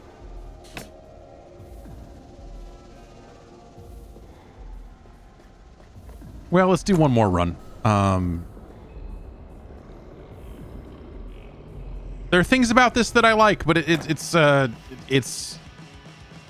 know, it definitely needs some work, you know. This early access game is early access, you know. Holding jump in the air extends spinning blades and allows you to hover. That's cool. When dashing, spinning small blades appear. For each 180 spin, fire 1 darts, which strike nearby enemies.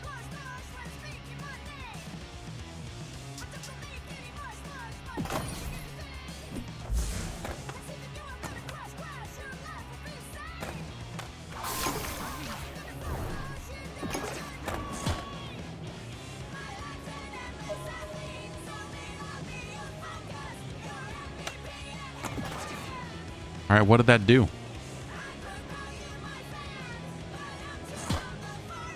Manual for 5 seconds. All right. Okay, so it's like these vaults are like little tutorial areas, huh?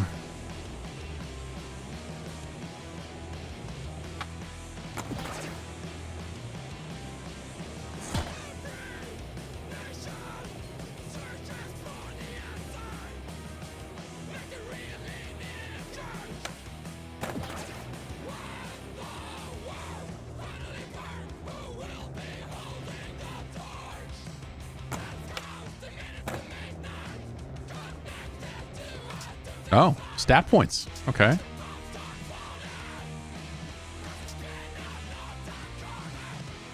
More damage for grind tricks and better grind balance is the thing that we actually need. And we got 19 crystal skate gems. Okay.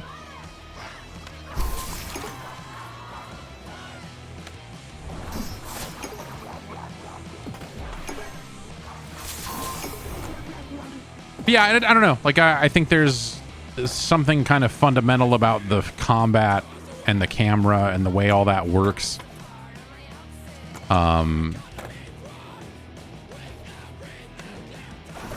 I don't think it feels very good.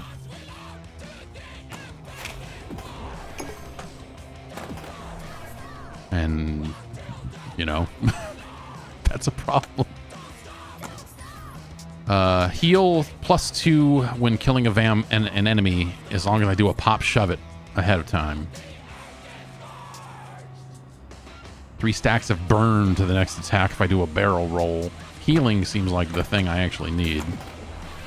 And so now that I've done a pop shove it, I think that heal 2 will just stick there until I get that kill. Oh, but maybe I need to... Maybe I have to do that and then land the killing blow. That would actually be really annoying. Does it count? Okay, so the things I completed last time, that stuff's still complete. So that's good to know.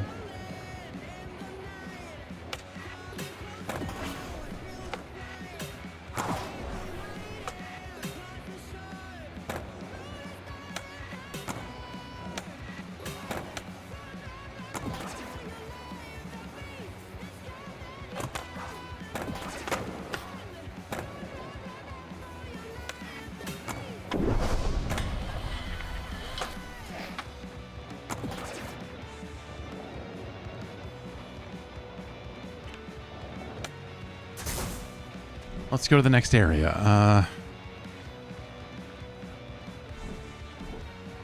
Gear seems good.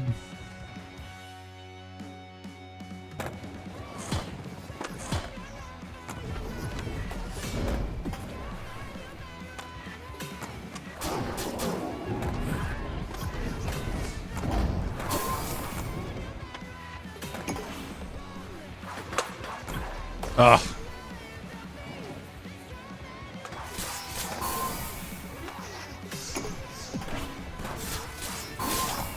So yeah, you have to land the killing blow with the healing active, and the healing goes away the minute you swing. So I'd have to, like, get an enemy down low. Ugh. And then try to finish him. But that was not enough, so that didn't count for shit. Oh, that's well, I don't know. Healing is not supposed to be easy, right? It's in a run-based game. Health is supposed to be relatively hard to come by.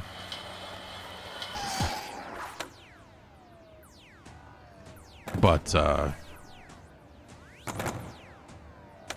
yeah. Uh-oh.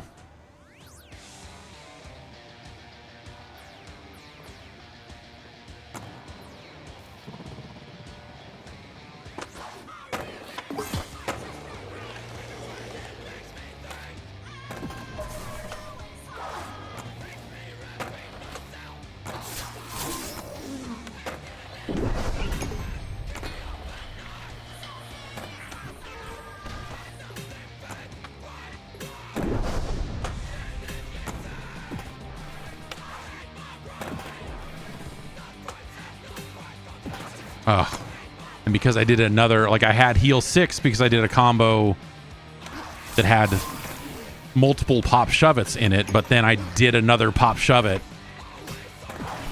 and that caused it to reset. That, yeah, I don't know, man. That stuff's frustrating.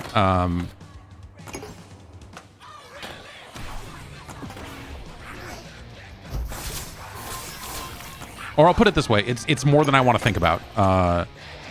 Like, I feel like the combat kind of needs to be a little... Either the combat needs to be breezier or the skateboarding needs to be less of a thing.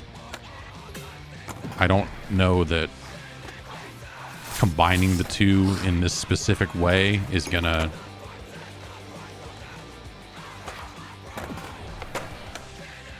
work out as well as it maybe could.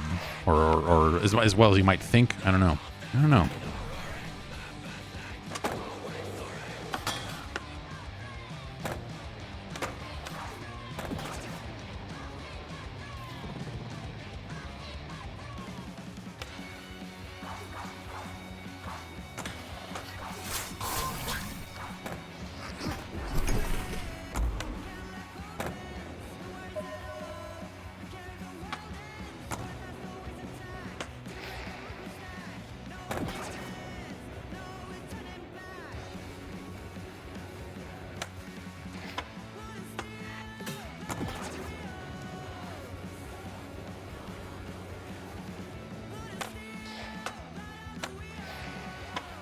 Oops.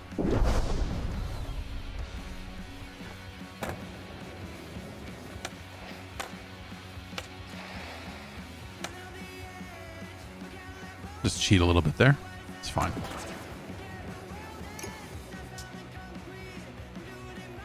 Oh, it's not a stat. Oh, I thought that every one of these was going to be a stat. Like, hey, you did the wall ride thing and now you get a...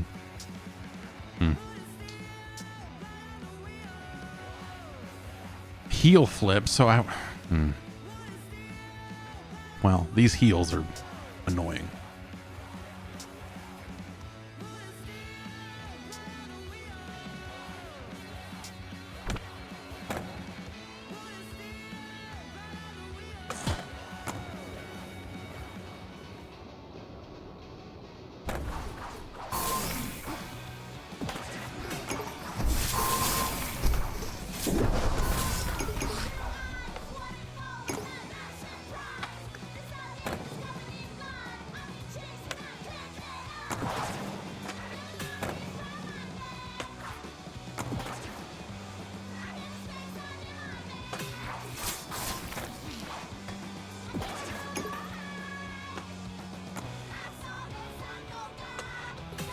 Oops.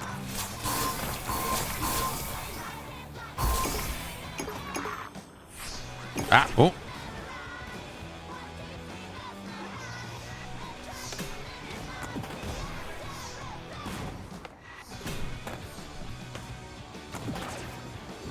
No, stop.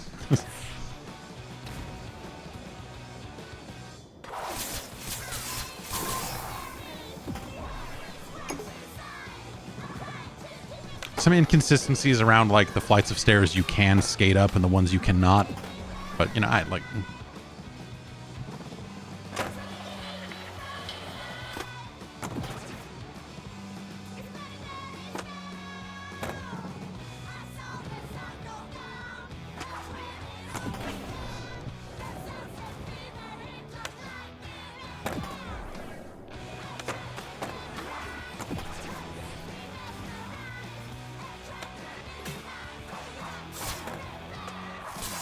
Nope, no, no.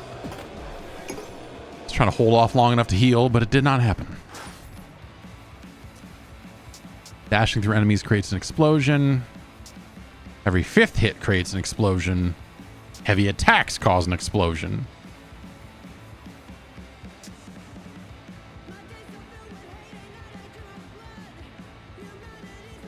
Let's do every 5th hit. I don't know.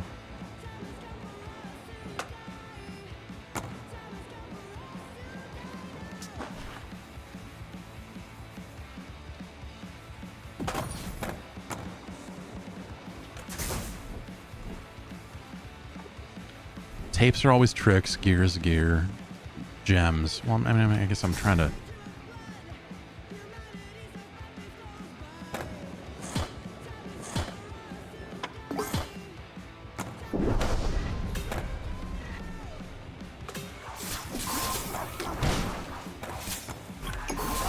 Dash, do something. Get the fuck out of there.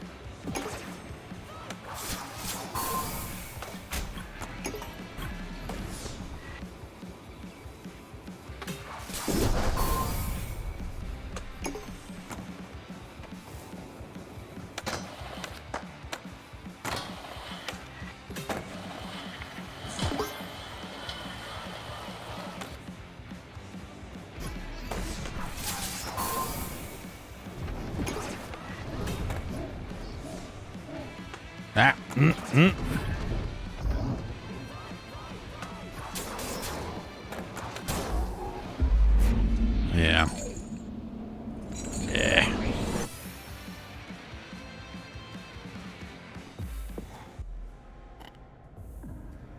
It's I guess I'd say it's promising, but there's something like there's aspects of this that I go like, well, it's early access, and there's aspects of this that I wonder like, is there just something fundamental about this that doesn't work together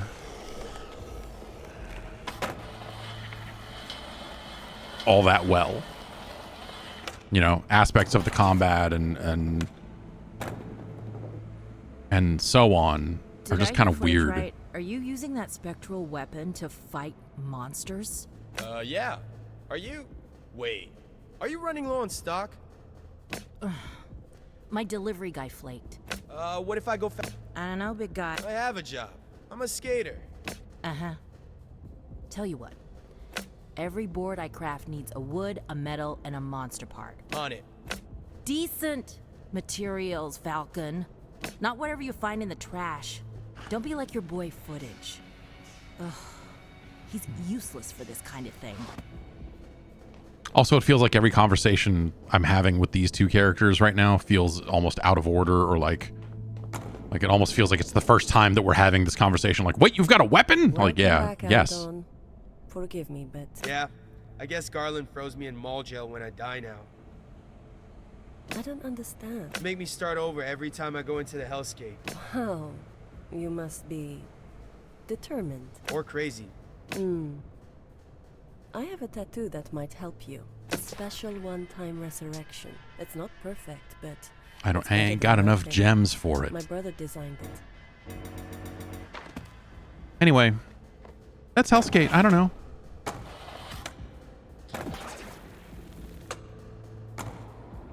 I think the idea of like a, you know, roguelite skateboarding game is kind of cool. I think that putting combat into a Tony Hawk style game is kind of a hard thing to do. Just inherently, I think they tried that with that, like that deathmatch mode that was in Tony Hawk 3, where you could shoot fireballs at the front and back of your board.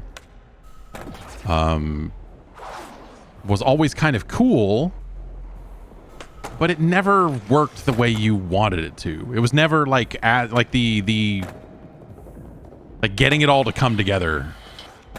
Just never felt right.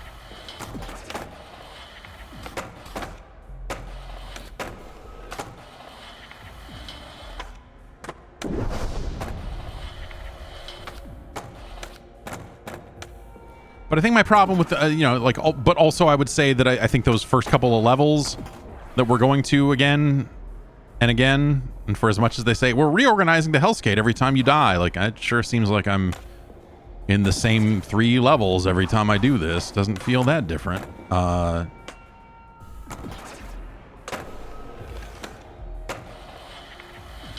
Those levels aren't great. Like, they just don't feel like good, fun levels to be in.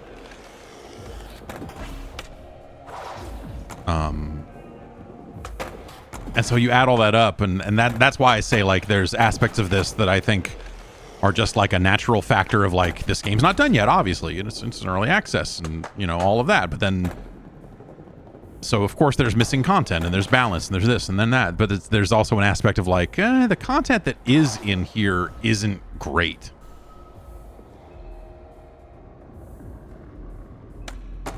And that's kind of a problem. It's sort of a different problem, if you know what I mean. But I don't know how you do it. Like, I also, you know, I wouldn't know. I would not know how to solve the combat thing of just like the, you know, what do you do to the controls? Especially knowing that, like, the further, it's hard, man. Like expectations and what people want out of a game like this, I think, are really, because it comes so close to Tony Hawk that, like, my muscle memory is built up as such that, like, any deviation from that makes the game feel wrong. And that's not fair, but it's just the way it is. Like, when you're making a game that is very much in the shadow of that. But you would need to do things to deviate from that formula because you need to put combat in it, and because you need that to work, and because you need, like, oh, like, we need to make sure that the combat flows and feels good and stuff. I might say, and this, I think it's on their roadmap. Wait, did I lose? So the stats are run based too? Oh man, I don't think I like that.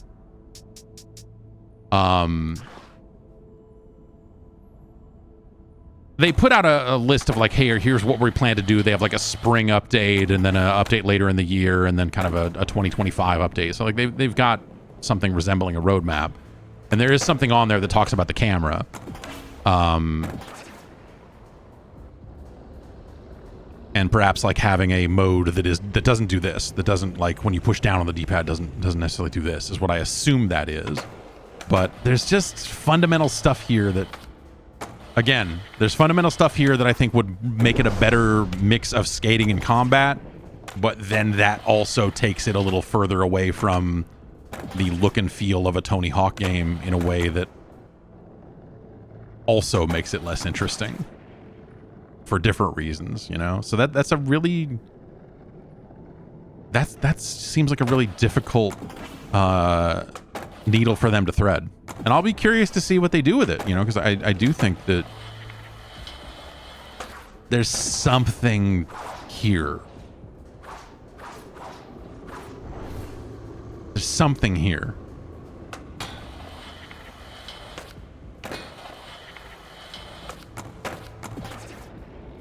But I'm just not. But I am also not sold on it.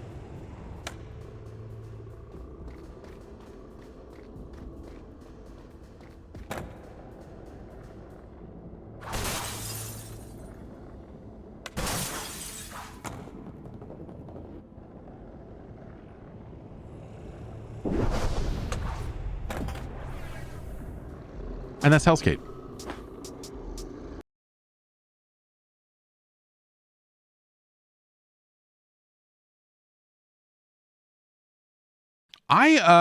I went from having very little memory of this game existing at all, or acknowledge that it was coming out, to suddenly reading a thing this morning saying that it had sold 500,000 copies. I am talking about Deep Rock Galactic Survivor.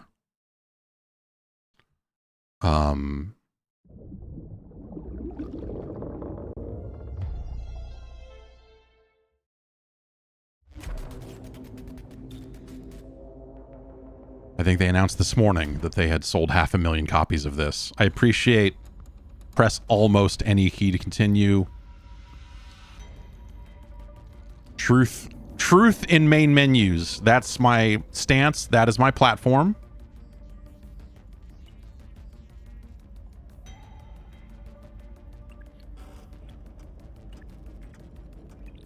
Gonna see some lovely crystals today. Okay, I still have yet to actually complete the first level of this, so even though I appear to have unlocked level 2. Let's see how Hazard 1 feels. Let's go in with a scout. Just a classic scout. Don't mess with perfection. It's Dreadnought time, Miner. This is an auto-shooting survival game. This game is ass, much like a Vampire Survivors, and so on. Let's get some better move speed. I just use the left stick here. There's no buttons. It's not like it's not half-ass. It does not require me to occasionally aim. It does the shooting. I do the walking. And if I walk into a wall, it starts chopping it. And so up at the top of the screen, you see kind of the path through the level in terms of things that will happen. We're getting close to the supply drop here in a sec. That's what I needed.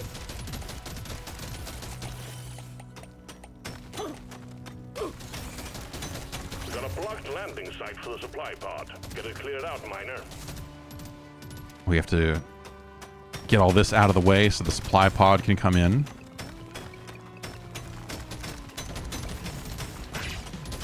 And then we got to stand here long enough for this meter to fill, which is not going to be a problem here. Supply pod imminent.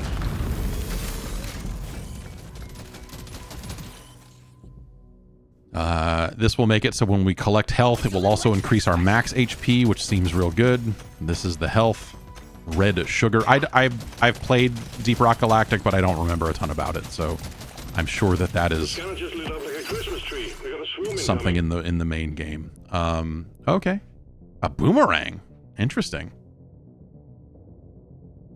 I just unlocked that in my last run. I haven't actually tried it.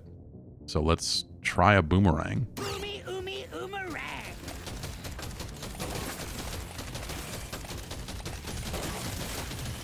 Oh boy. Okay. Jeez. Come over here. We'll get some more health. Feeling much better now. These enemies will explode when you kill them. Oh, it takes longer to mine actual ore.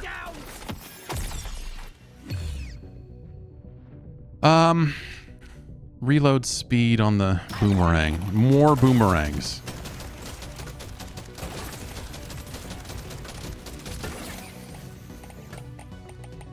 I feel like even when you like there's something about whether it's magazine size or whatever.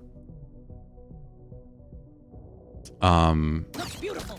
It feels like there's a lot of downtime with reloading and such in this game.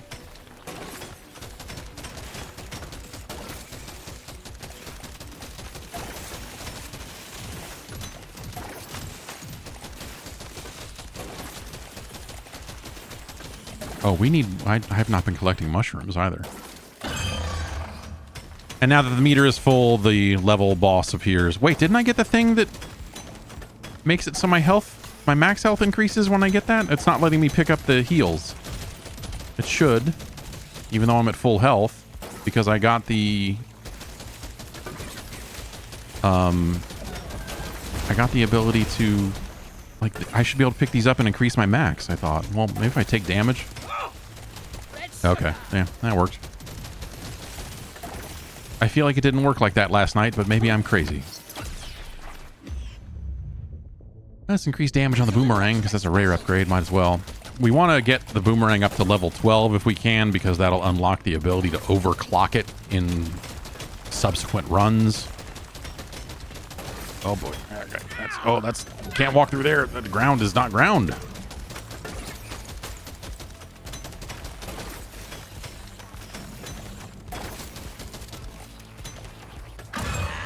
happy you can't see my scanner. Since we're taking a long time to kill the boss, things get more difficult. I'll take it. Oh, this is a bad place to be. I was trying to loop around this way to get out of here. Okay. Drop pod has arrived. Get there before the timer runs out. The drop pod is not going to hang Yes, around. more mining, better digging. Definitely better digging. And so it's this weird thing where you can't really tell the game to not shoot.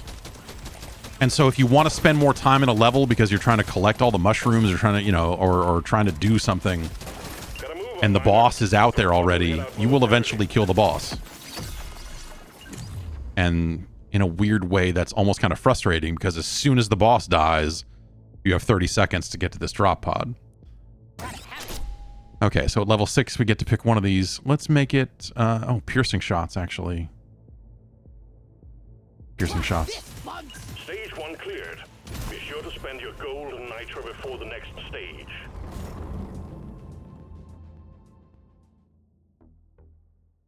Wish I had more to get 50% damage. That's good. Let's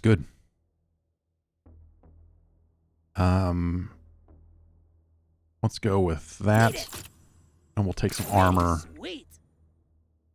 Fuck it, we'll take some max HP. We got enough for it all. Might as well. Load up and get going, miner. We have quotas to fulfill.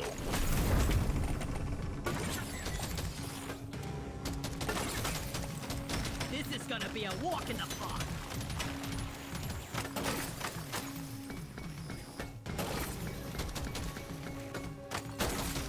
These things I'm mining out also are like, that's the, stop me if you heard this, it's the currency that you take out of the run and use to buy permanent upgrades.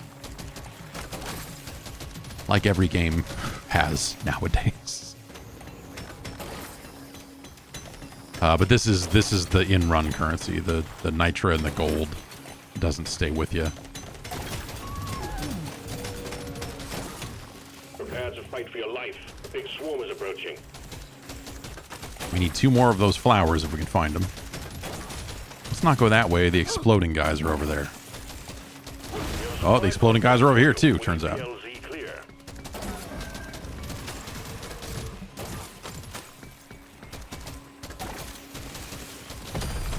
Exemplary work. You've achieved your objective in a record time. All right, we completed the secondary objective. That's cool.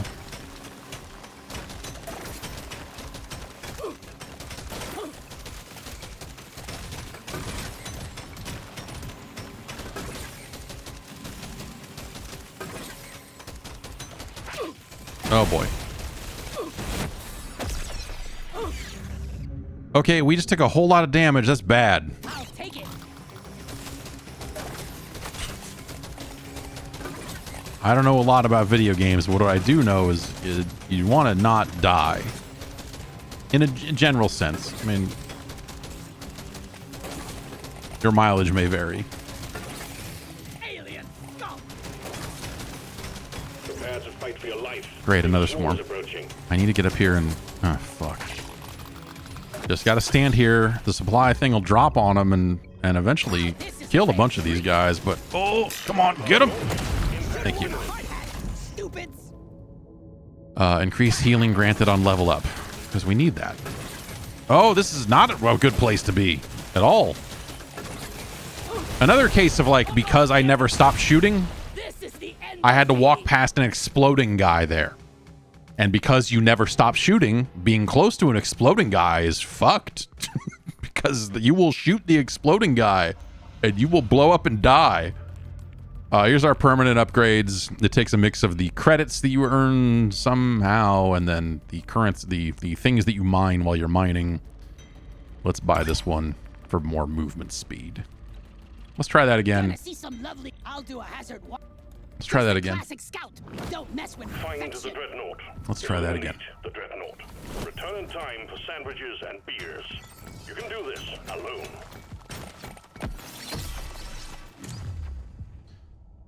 More fire rate.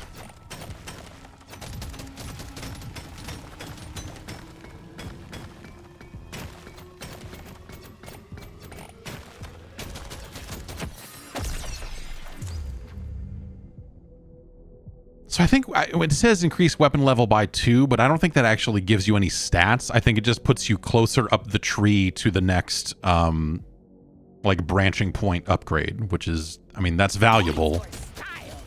But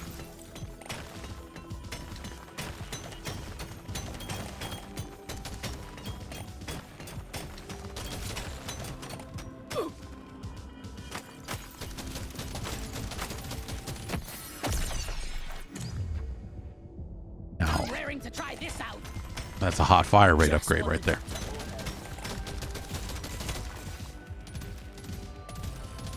We have a supply pod prepped for you. We need the LZ clear. Okay.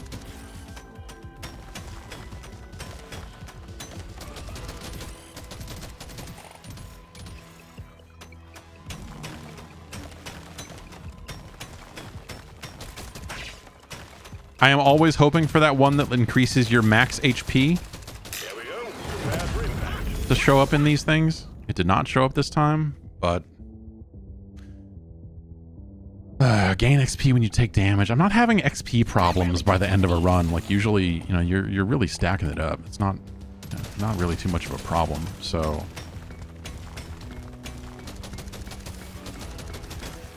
Big swarm detected. Loggerman, get ready.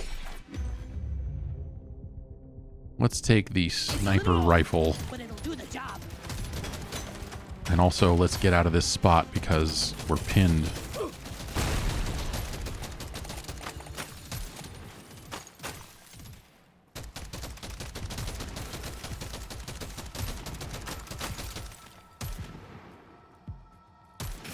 Got it right between the eyes.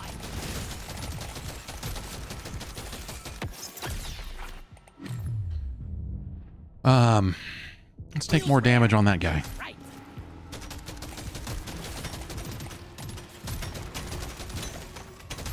Yes.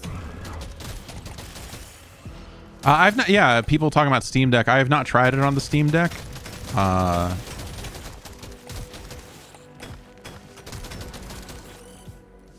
would think it would run. Yeah, it looks like people are saying that it runs. So, yeah, this seems like it would be a decent Steam Deck sort of thing. Just what the doctor ordered. Because these hordes are always big hordes, it feels like the piercing shots are always good. Objective completed. Reload speed for all weapons. But if I take this, I'll hit the level 6. We'll wait. We'll wait. Oh.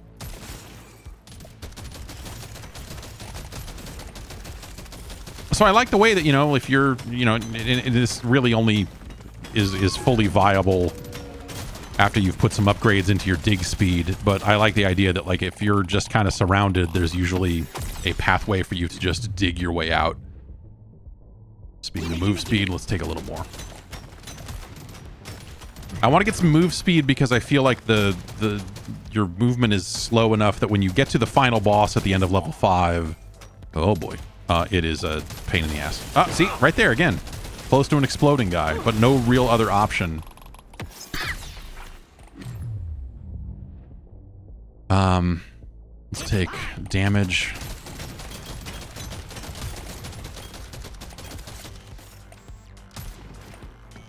The bugs are going insane. Move, move, move.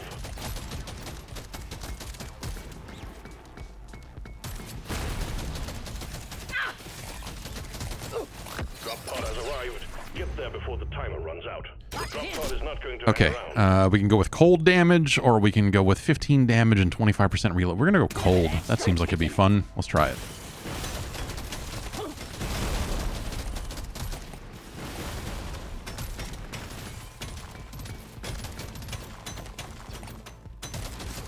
I'm playing a little too cavalier here. Like I'm, you know, like at half health right now. Diving deeper, taking you to stage 2. I'm playing carelessly on these lower levels. 30% fire rate for all projectile weapons seems like it'd be real good. I'll take it. Let's go with that. Let's get that and that because that'll get us here. Fire damage. Bigger clip size. Slower reload speed. This thing already shoots slow. Let's try fire. That seems fun. And, I don't know, armor. Armor seems... I want it.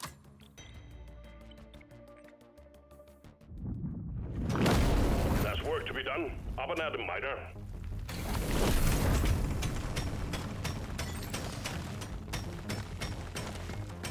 Damn, I forgot my lucky charm.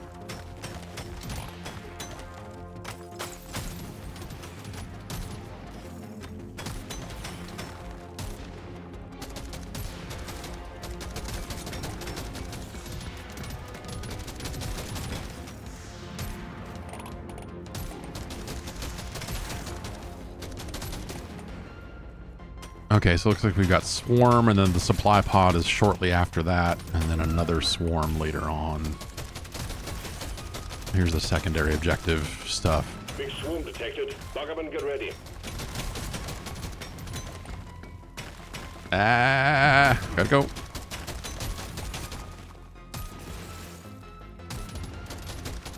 Supplies ready. Clean up the LZ.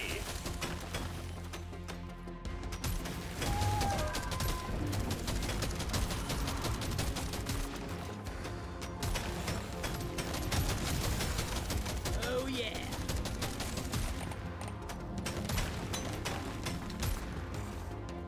Oh, nice easy one.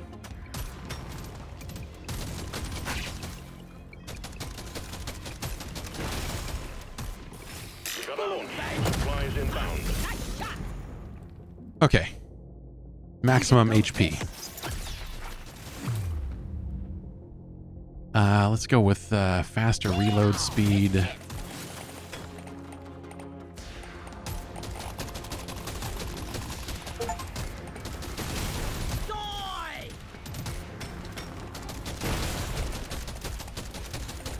Everything up there blew up.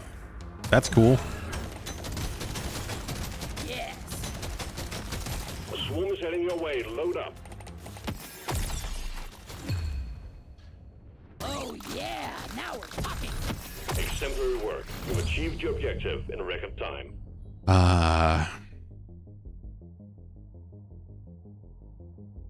Let's take fire rate.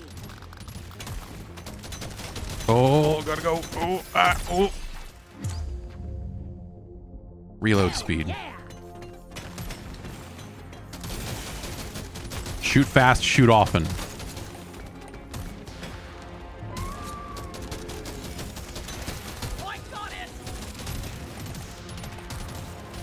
It's also interesting because of, you know, the amount of obstacles in your way here as you try to like kite the enemies around and stuff, because you have to like circle back to collect all of the XP that they're dropping. Like it creates some interesting, you know, because it's not just open, right? You're kind of having to work your way around. All right, all that shit blew up. Let's get it all.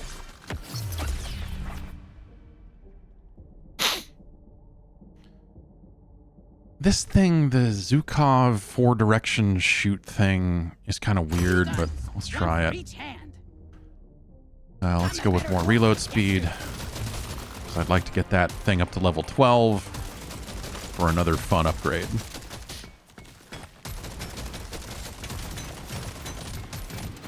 Oh, yeah, got careless.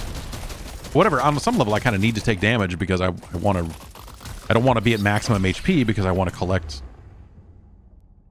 Feels like a brand new gun now. more red sugar so that I am raising my maximum HP. So like right here, I should walk into these guys if I can, take a little damage. Just what the doctor ordered.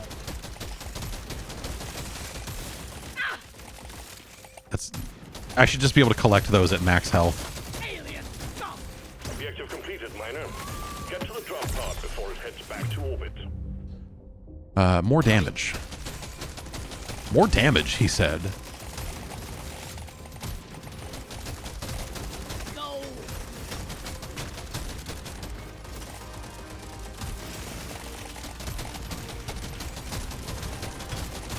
Get your yourself onto that drop pod. It's about to head out. Okay. Stage 2 completed. Taking you closer Cool. to your target.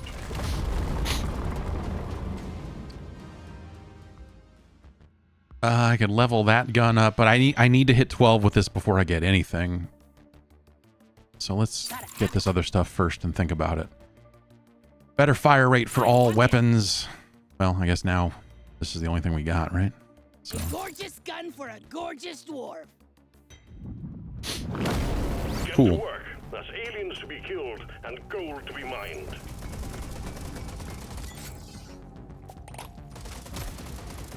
Oh, I'm having the best time in my life right now. All right, let's get these flowers. While things are a little more low-key, it's easier to complete some of these secondaries. This will put us at level 12 for this thing, so let's take it. Knockback, huh. Knockback sounds interesting, but I don't know how much knockback it is.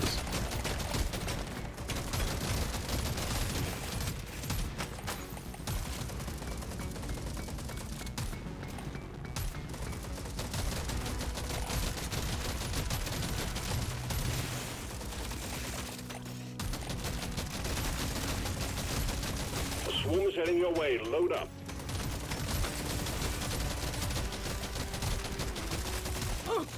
Never felt better. That fucker explodes. All these fuckers explode. All right, well, now I'll have no trouble collecting all that healing stuff, I guess. Supply pod active. Locate the LZ and prep it for landing. Yes.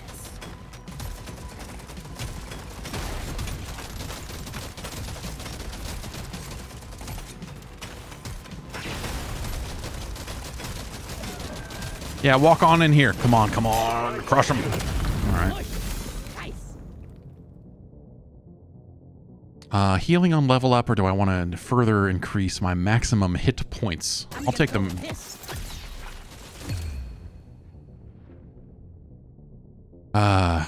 Let's go higher fire rate on that thing.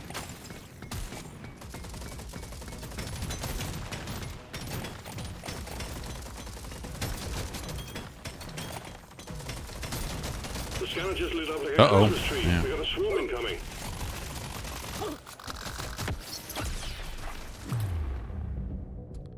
More damage.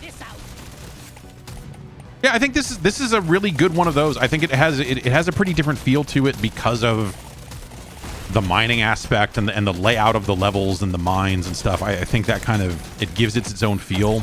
I think some of these games have really struggled to find an identity. This one, by virtue of it being part of Deep Rock Galactic already, kind of comes in with a lot of identity of its own. But also, I just think as a game, it does a better job of carving out its space than a lot of others. Alien, stop! This makes my whole life better. That will teach you. Uh-oh. So you end up in situations like this where, like, look at all this fucking XP sitting up here. There's so damn much. Why not? Feels great. Let's take the shotgun. Not a bad time for a boomstick. You know, maybe the cold grenade would have been a better choice there. Now that I'm sitting here thinking about it. Oh well. I'll take this one.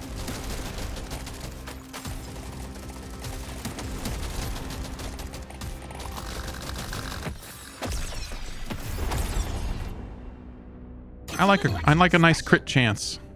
I like a better pickup radius as well, but if we level this gun up to 12, it will permanently unlock those upgrades. So first time through, we kind of want to get it up there if we can. Get away. You fucker.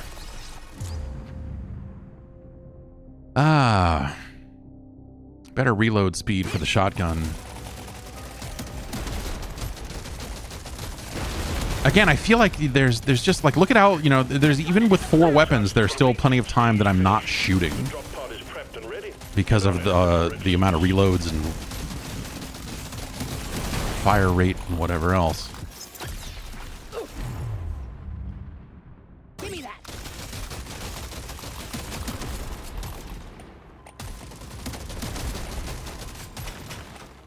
The drop pod is about to leave. Get your ass moving, miner. I like the tension of having to leave, but at the same time, like I think that's kind of frustrating. Darn,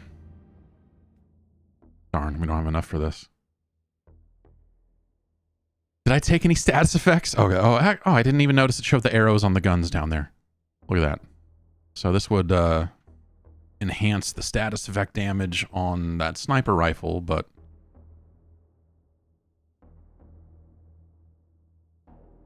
let's take it. Of something like this. I'll take that. This is it. Load up and get going, miner. Pickup radius is something that kind of comes in handy as you get into the later levels as well, just because it's harder to get in there and get shit, you know?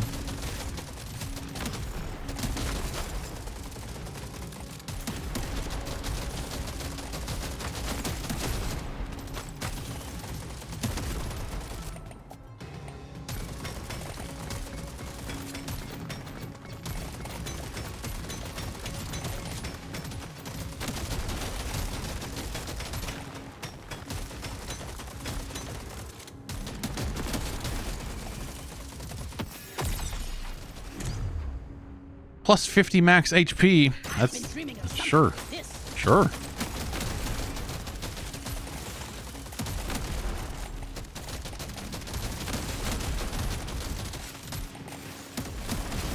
Suck on this, you freaking nature. The scanner just lit up like a Christmas tree. We got a swarm incoming.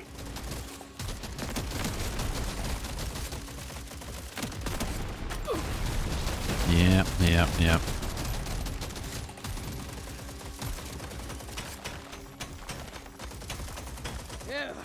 Never felt better. Objective completed.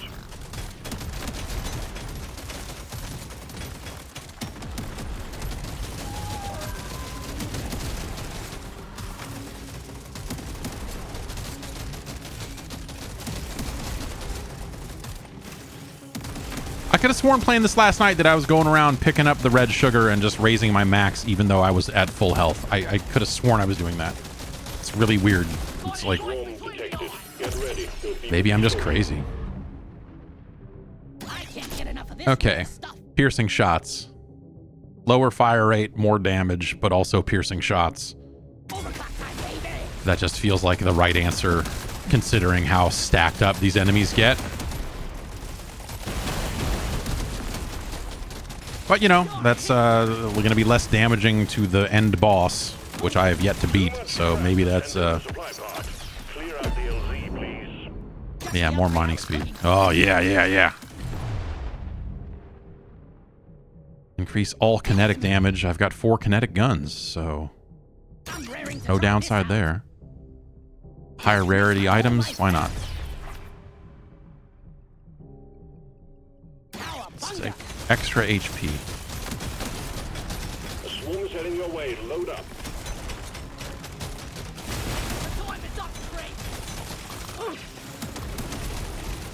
Ah!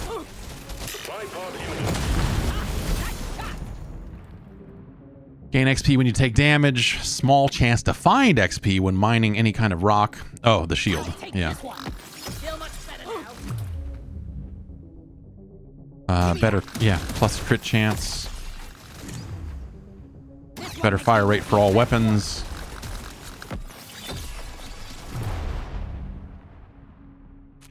Better fire rate for that thing. Why not?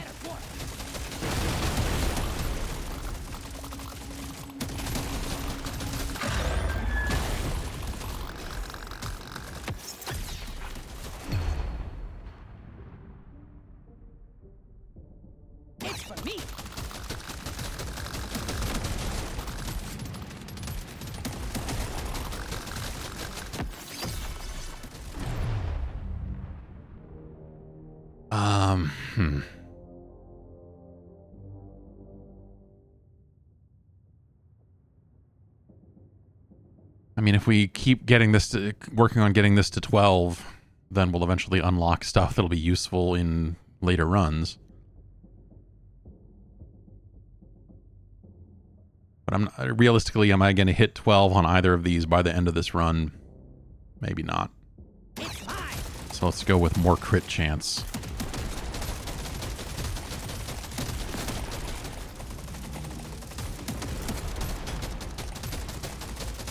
Also, sometimes these fucking things pop out of the ground after the boss has appeared, and I don't know. That's creepy. Objective completed, Miner. Ah. Get to the drop pod before it heads back to orbit.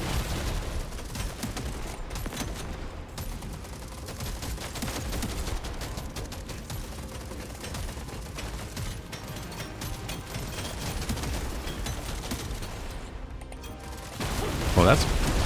Time's ticking, Miner. Move it. All right, we'll go. Stage 4 completed. Next stage is the Dreadnought. We'll go. Prepare accordingly. Okay.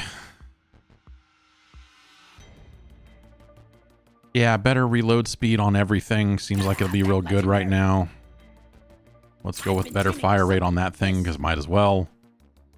And here we go. This is it. Destroy the cocoons and take out the Dreadnought.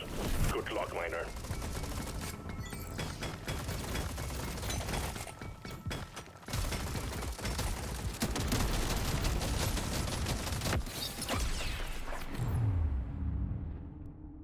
More mining speed, because I need to get away. I'll need to get away.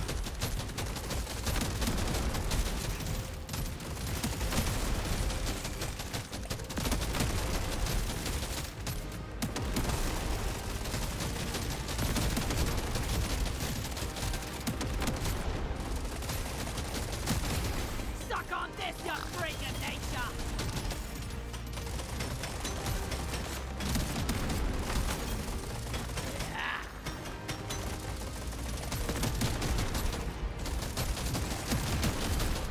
Here's another one of these.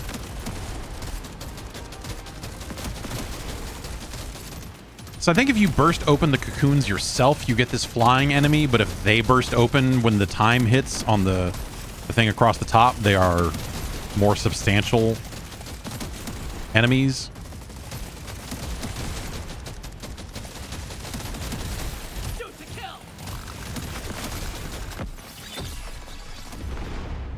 So far, so good. Hey, we're pretty close to max level with this thing. Let's try and get it there.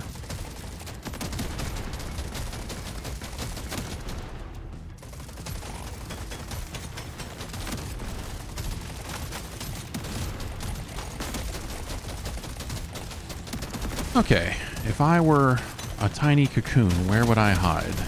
Not that one. No, not that one.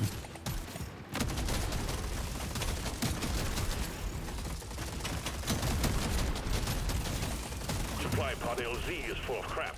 Please clear it out.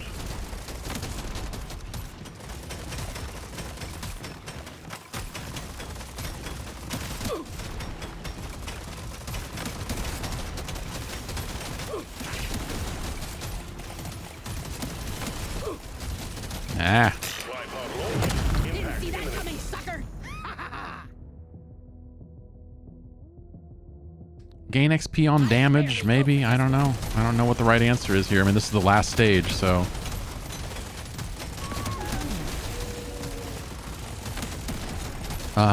maybe the cocoon is up.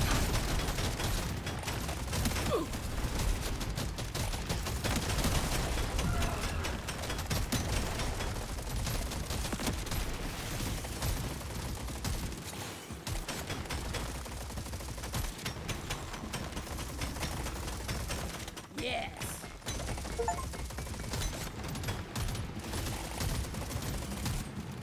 There it is.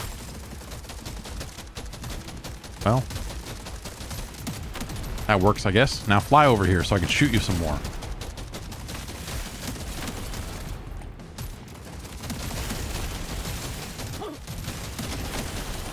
Oh, right. They're shooting at me. I need to be more mindful of that.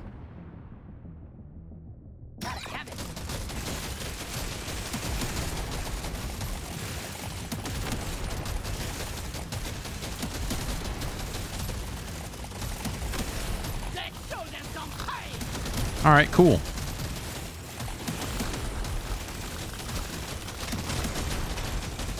We dealt with those fuckers.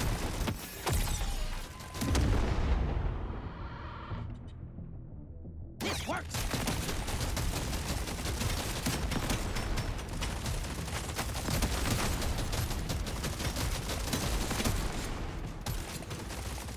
We'll see how this goes.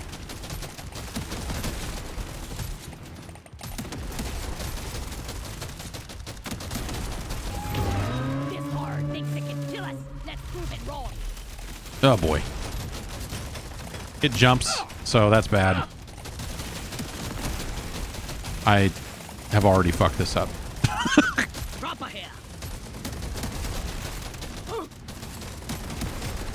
Alright, I think I left some health over here somewhere.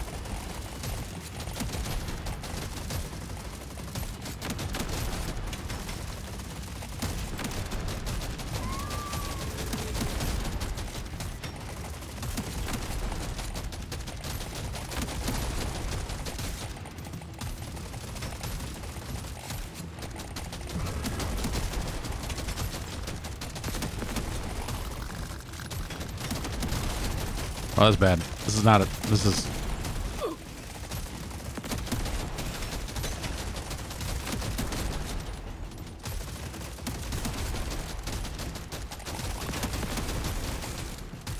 This is also not a great place to be.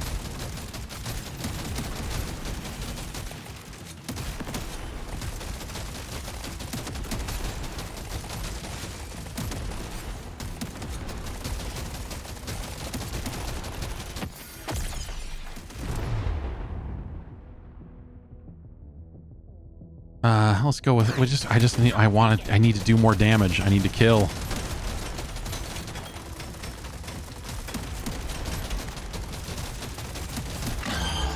The bugs are getting worse. Move it.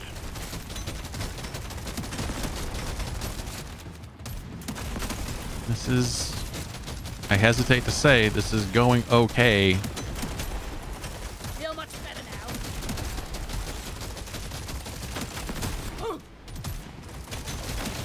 Come on. Oh, this is a bad spot. It's gonna be okay though. Oh, but we still gotta get out, don't we? Good work, team. Objective completed. Objective completed. Ah, shit. Get to the drop pod before it heads back to orbit. Feel much better now.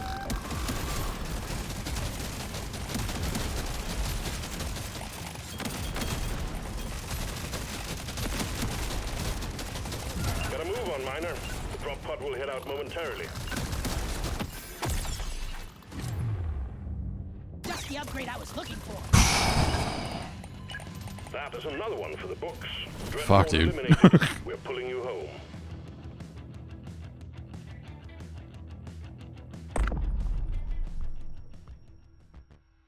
All right, another shield belt of some kind. Sandwiches. The recon class.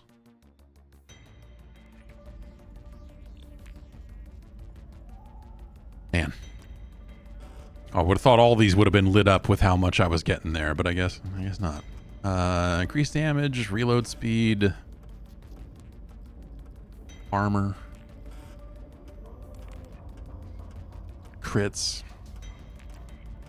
Luck has actually served me pretty well in terms of just getting higher rarity upgrades more frequently.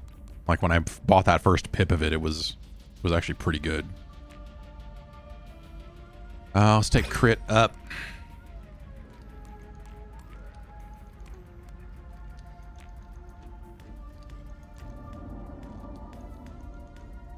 Let's take damage up.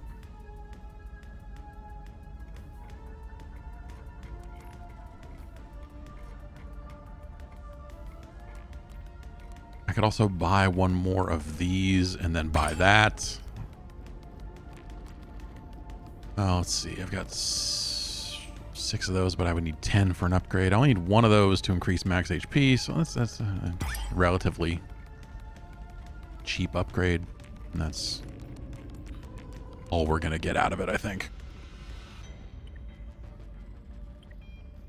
This game's pretty cool. I'm going to run to the restroom real quick, and I'll be right back.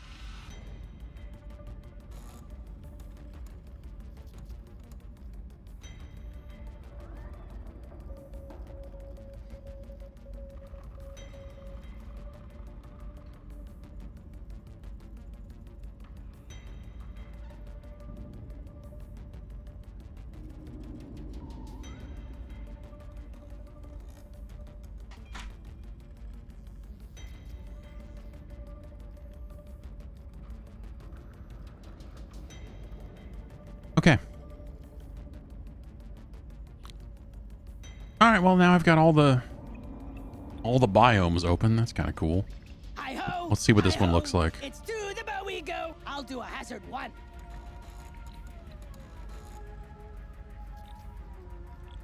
Is recon just a type of scout? Oh, okay, I see. When dodging enemy damage, plus 35% move speed and reload speed for 5 seconds. That's interesting. 25% dodge. Gives access to light weapons.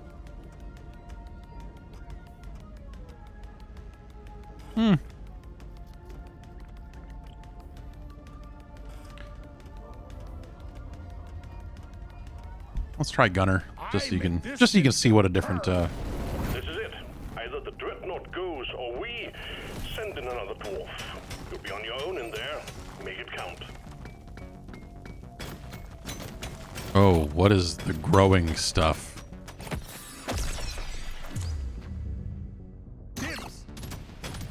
Is this gonna hurt me if I touch it? Probably. Oh no. Okay, so there's just shit I can't even cut through here, huh? That's interesting.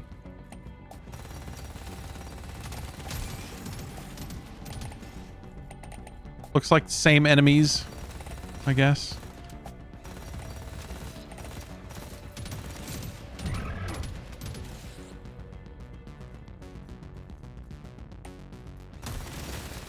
Also, the interesting thing about Gunner is that he does fire where he's looking.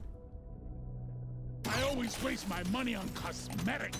Supply pod LZ's blocked. Please clear it out. I would love to see a cone on screen of like where he's gonna, like what the when he will start shooting.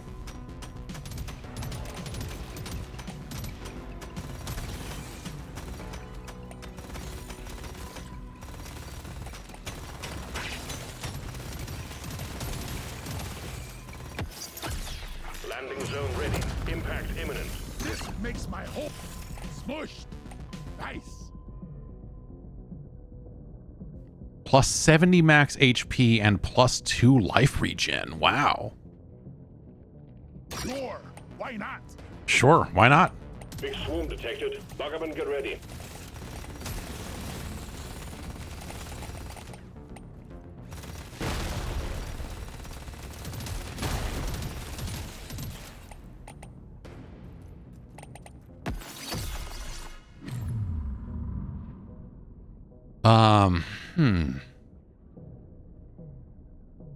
We probably just need some real meat and potatoes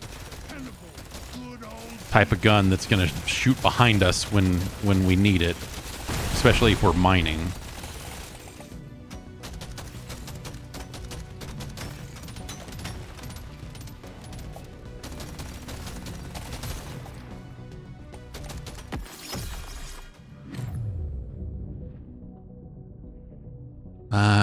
Let's take faster reload. See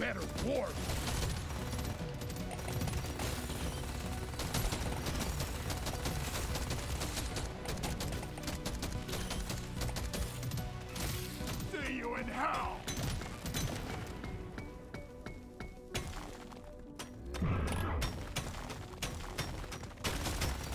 Okay. Get that.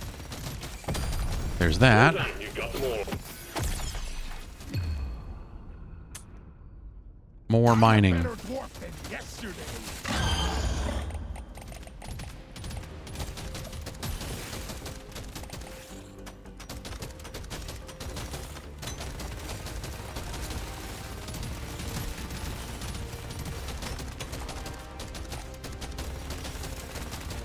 So this is interesting, you know, because that gun only shoots forward, like I kind of have to stop and turn if I want to put my full fury in that guy's direction.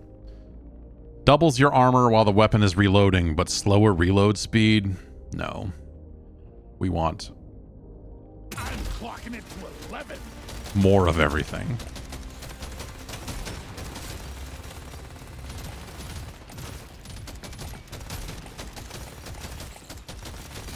Dwarves don't die. All tasks complete. Stage finished. The drop pod is prepped and ready. Get on it before it leaves. Let's we want to level up the guns. As much as it's tempting to get a bonus for both guns, we you know, we kind of want to get both guns heading in the right direction. Here we go. I love mining speed, but Epic upgrade. That's a no-brainer. but epic upgrade, that's a no-brainer. Yeah, yes. If the drop pod didn't leave so quickly, maybe that would be the happy medium or something. But there is like Diving deeper, taking you to stage 2. because there is an element of like, oh, I wish I could like do a little bit more here or something to that effect. But all right, we can only get one. Do we want fire rate or do we want damage? We're gonna go damage. Your mission is clear. Get to it. At the same time, like the tension of that countdown is very real and cool. So it's kind of hard to say that there should be no countdown or you know, if it gets too much longer, then it sucks all the tension out of it because you got plenty of time to escape.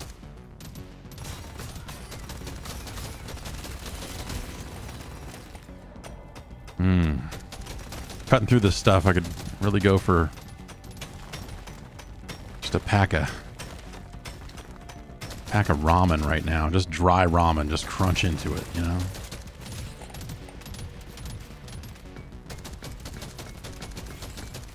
Prepare to fight for your life. A big swarm is approaching.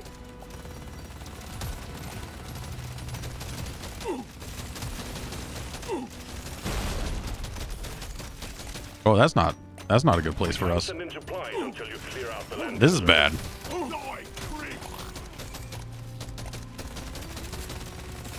Bring the pie. I'm a better dwarf than yesterday.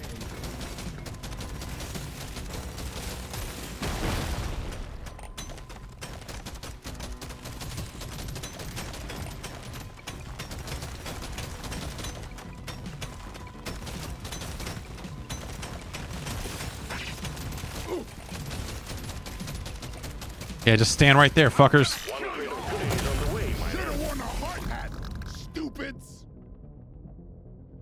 Bingo.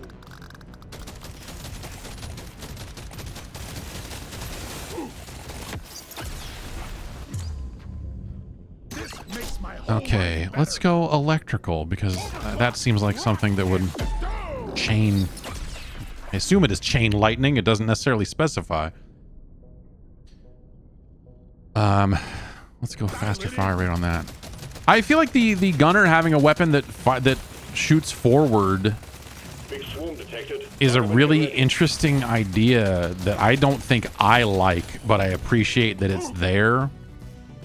There was that ass game with the mechs that I can't remember the name of now. Burst fire gun. Oh, that's 4 directions, just like the other thing. Let's get a fire grenade. That had like really fundamental differences between the character classes. Like the different robots had like the different mechs had wildly different movement abilities, and like this one's on tank treads and this one's not. Like that was kind of cool.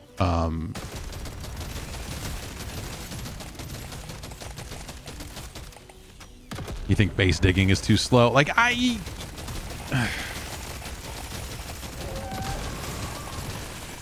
yeah, but also like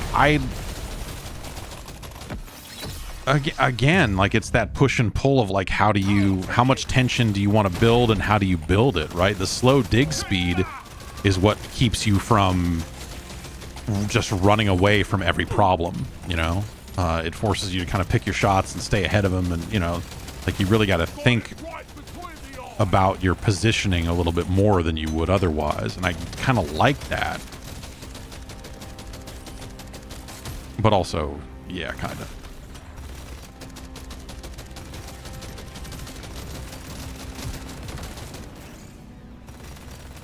Maybe a good balance for the gunner. Well, nah, this wouldn't work because you want to set up choke points and stuff like that. But like, I'm going to say maybe a balance for the gunner would be if you're standing still, he will shoot in all directions. Because I don't like having to stop and then flick the joystick back in the other direction just to change his facing.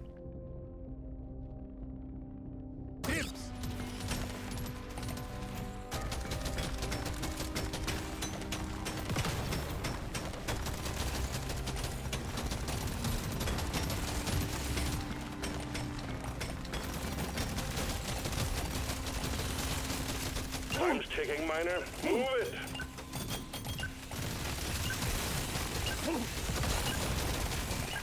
Well done, Miner. We knew we could trust you to go it alone. Okay. Stage 2 completed. Really not getting a lot of resources. It's a little extra special. You know the drill, Miner. Fulfill your objectives. Let's get out of here.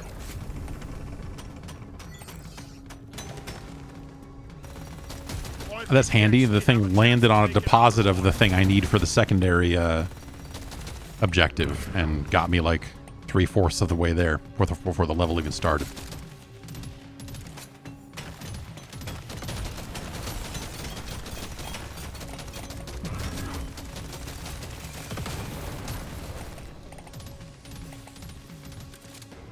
Yeah, multiplayer would be an interesting addition as well. I think that's also very much in keeping with the, you know, the vibe of Deep Rock Galactic, right?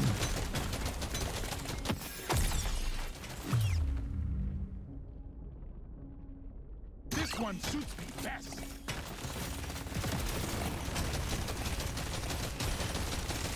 Big swoon detected. Buggerman, get ready. That's me, the Bugger Man.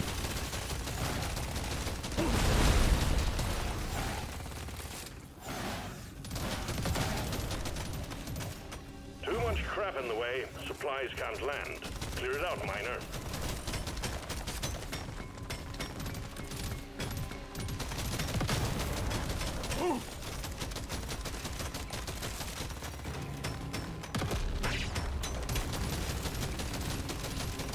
All right, everybody just stand right there.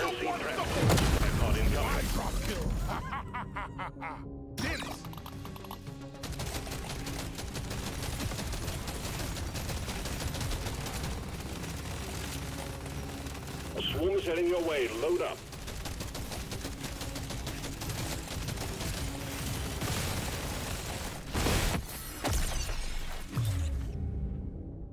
We need that reload speed.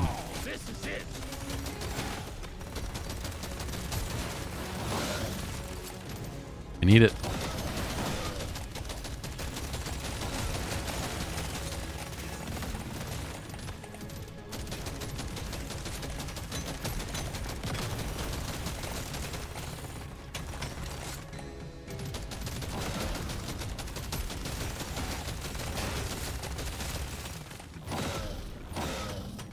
Ah, there's some. I was like, where's the... Lit up like a Christmas tree. We got a swarm incoming. temporary work. You've achieved your objective. Oh. Ah. Ah.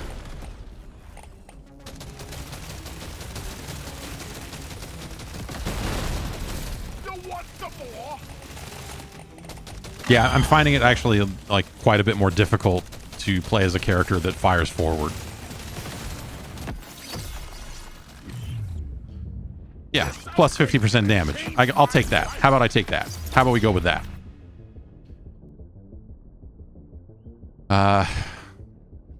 More grenades more often. I'll take this one.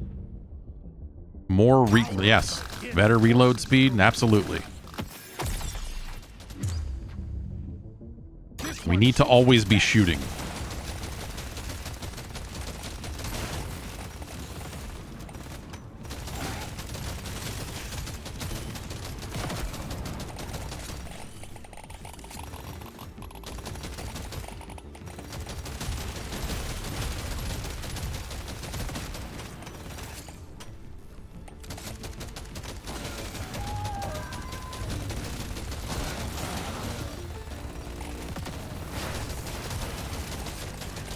Okay, let's just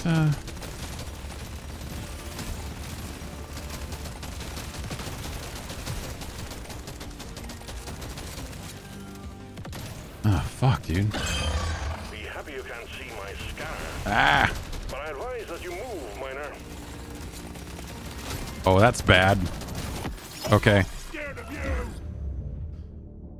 Yeah, let's take some more maximum just extra maximum. Oh god, all these fuckers fly too. Blow up, just blow up everybody, please.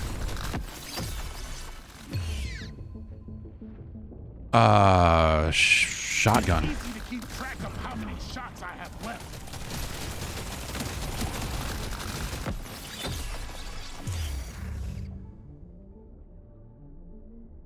We're getting close to level 12 there, so let's level that up. The drop pod will head out momentarily.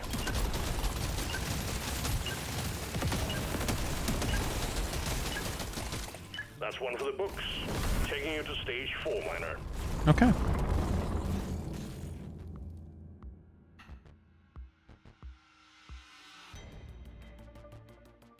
I've been dreaming of something like this. We have 2 weapons with status effects on them, so let's take that, I guess. There's work to be done. Up and at 'em, miner.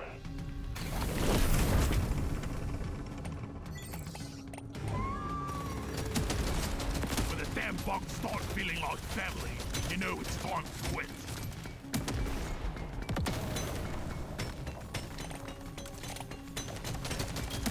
Dig, man, dig!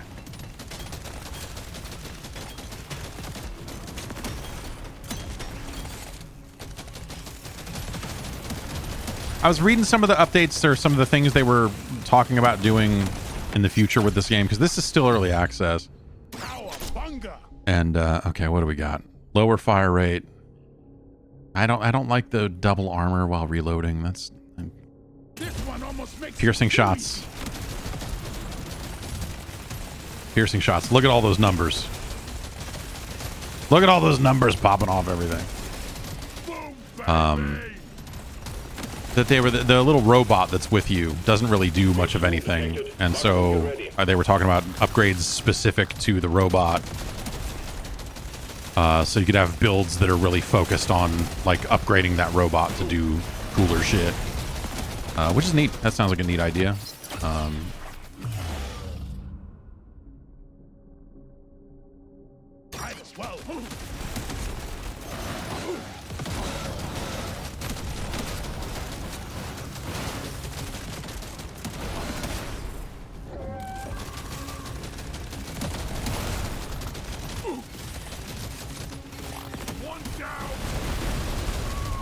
Alright, a lot of dudes just blew up over there. Always nice. Oh man, I'm getting ripped up. We gotta go find some health somewhere. Who's heading your way? Load up.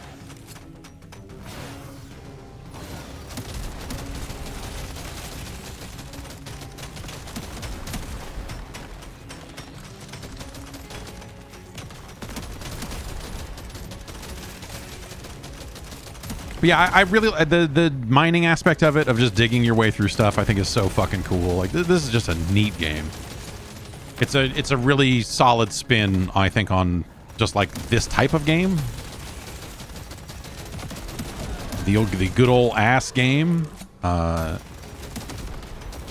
I think it's like a fun, I don't know, it's like a fun take on Deep Rock Galactic, which always seemed like a cool game that I never got super into.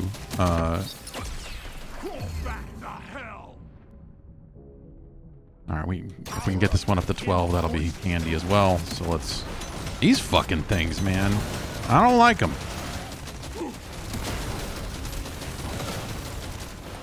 The scanner just lit up like a Christmas tree. We got a swarm incoming. Oh, I forgot all about the supply pod. It's still over there.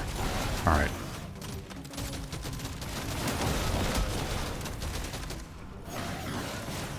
Let's try and make this happen.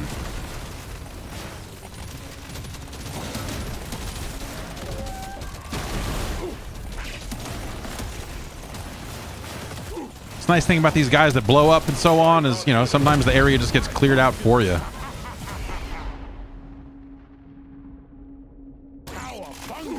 Oh boy.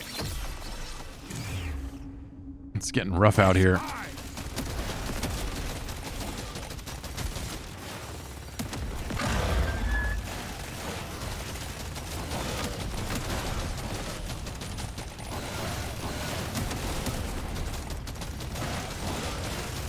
Not a lot of health that I've seen on this level.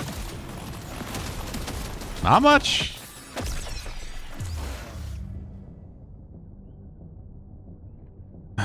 I should go with it. I could, like 4% doesn't seem like it's enough, but I could probably do with some more movement speed. Especially if I got to dodge all this shit.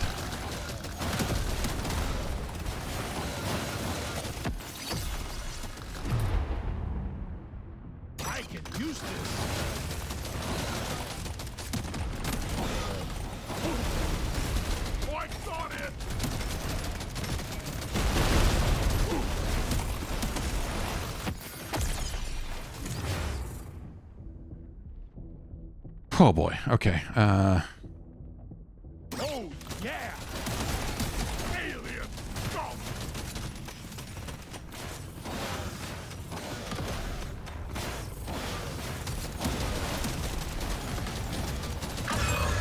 Speed it up, Miner. The bugs grow stronger.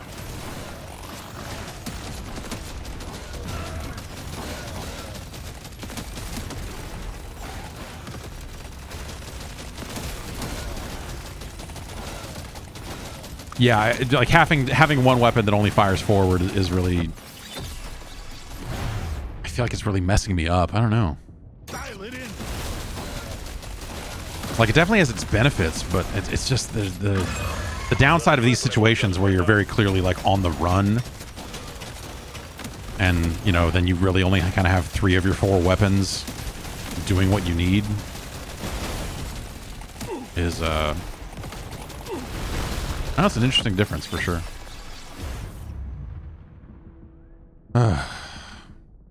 More crits, I guess.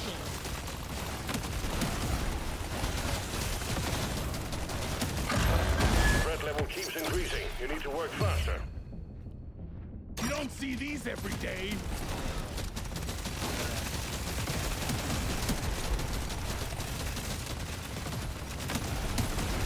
The other thing I'd say is that, you know, these games... Oh, man. Oh, that was a pit that I didn't... Okay, you blow up. Thank you. One of the coolest things about this genre is that when you are at a high level and you've leveled up your weapons and all that sort of stuff, like, the level of destruction you are seeing is... like approaches like nonsense. Like, there's just so much shit being emitted out of your character at all times that it just seems that it just seems impossible. And the screen just looks like nonsense. And so this doesn't quite do that. You know? Maybe it needs more rocket launchers and, yeah, you know, just some crazier weapons or something like that. But all right, we unlocked Engineer. That's cool.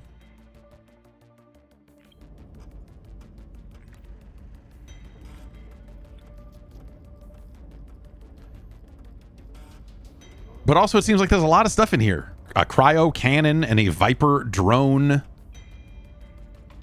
A smart rifle. All of these overclocks that we haven't gotten to yet. Pop-up tripod. Huh. Armor grease. Ugh. All right, pay-to-win console. That I'm interested in. Still got one more class, as well as class mods and stuff like that. So, yeah. I mean, for a game that kind of just hit early access and just started, it does seem like there's kind of a lot here. And they're going to keep adding to it. So, yeah, I'm pretty pleased with it. I'm pretty into it. I want to get more of those unlocks. And yeah, how much is this thing? It's not super expensive. $10. And then there's a $5 supporter pack that gets you a gold skin, which you can then turn on or off depending on if you want to rock that or not.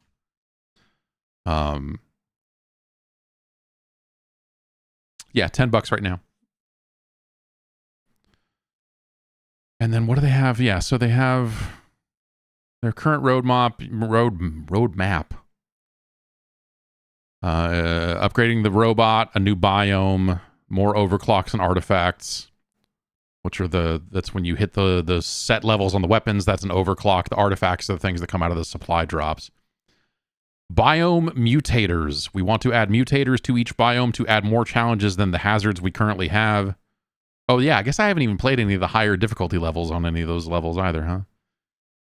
And then their sort of longer term thing is stage events like an earthquake, awesome bosses, more overclocks, cosmetics, daily missions, assignments, cargo crates, extra class mods, endless mode, and more missions. So, yeah, yep, the game would benefit from just about all of that stuff. So that makes a lot of sense. It's real good. Yeah, I don't know, man. It's cool to see one of these that comes out and doesn't just feel like,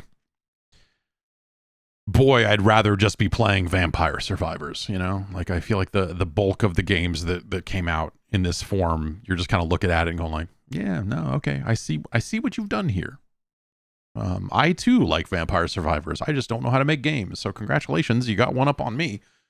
But this feels like it is more than that, you know? And I do like the look of it. And I don't know, it's kind of neat.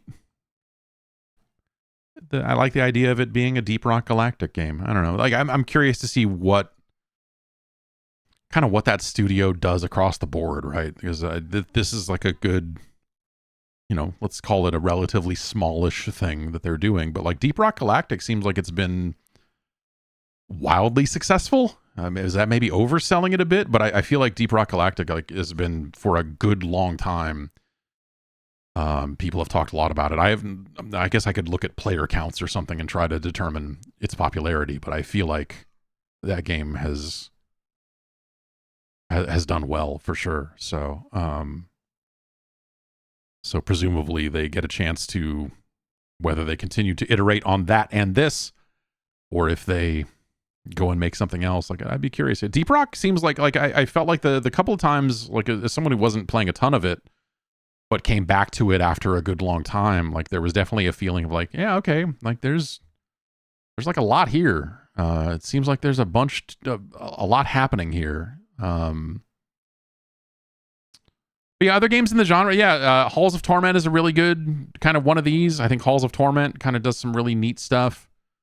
The ramp on Halls of Torment is really weird. I feel like you hit like a first you know, whether it's like a DPS check or whatever, but like you hit some moments relatively early on in a run in that game that are like, if you're not properly spec'd, it feels like practically unfair. And so I feel like I have to kind of spec a certain way when I play that game every single time just to kind of survive the first big things. Yeah, Death Must Die is another solid one of these recently for sure.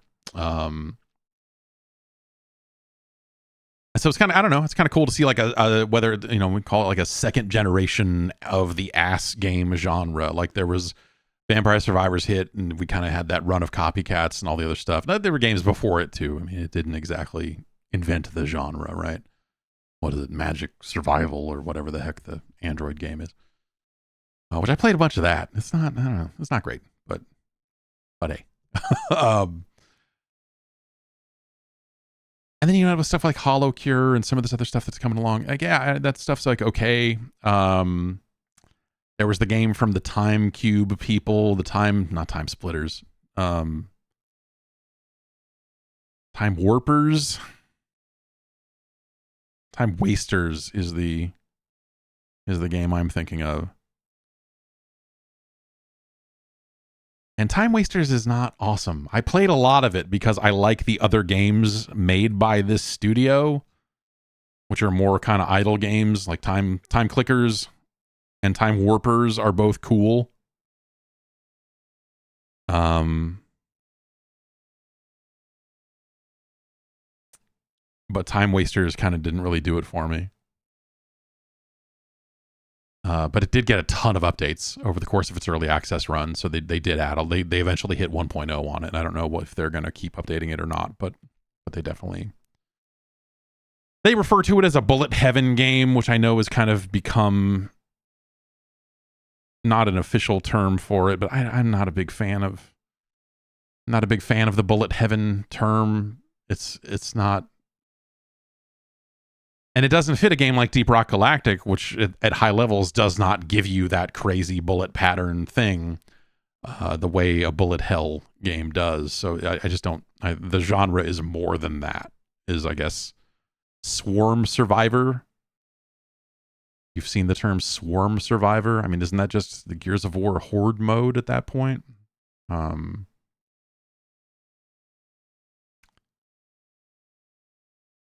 That's why I like auto shooting survival game.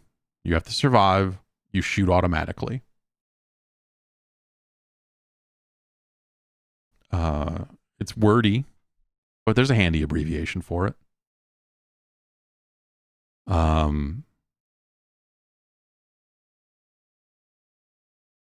But even that is not, I don't know, even that doesn't always fit.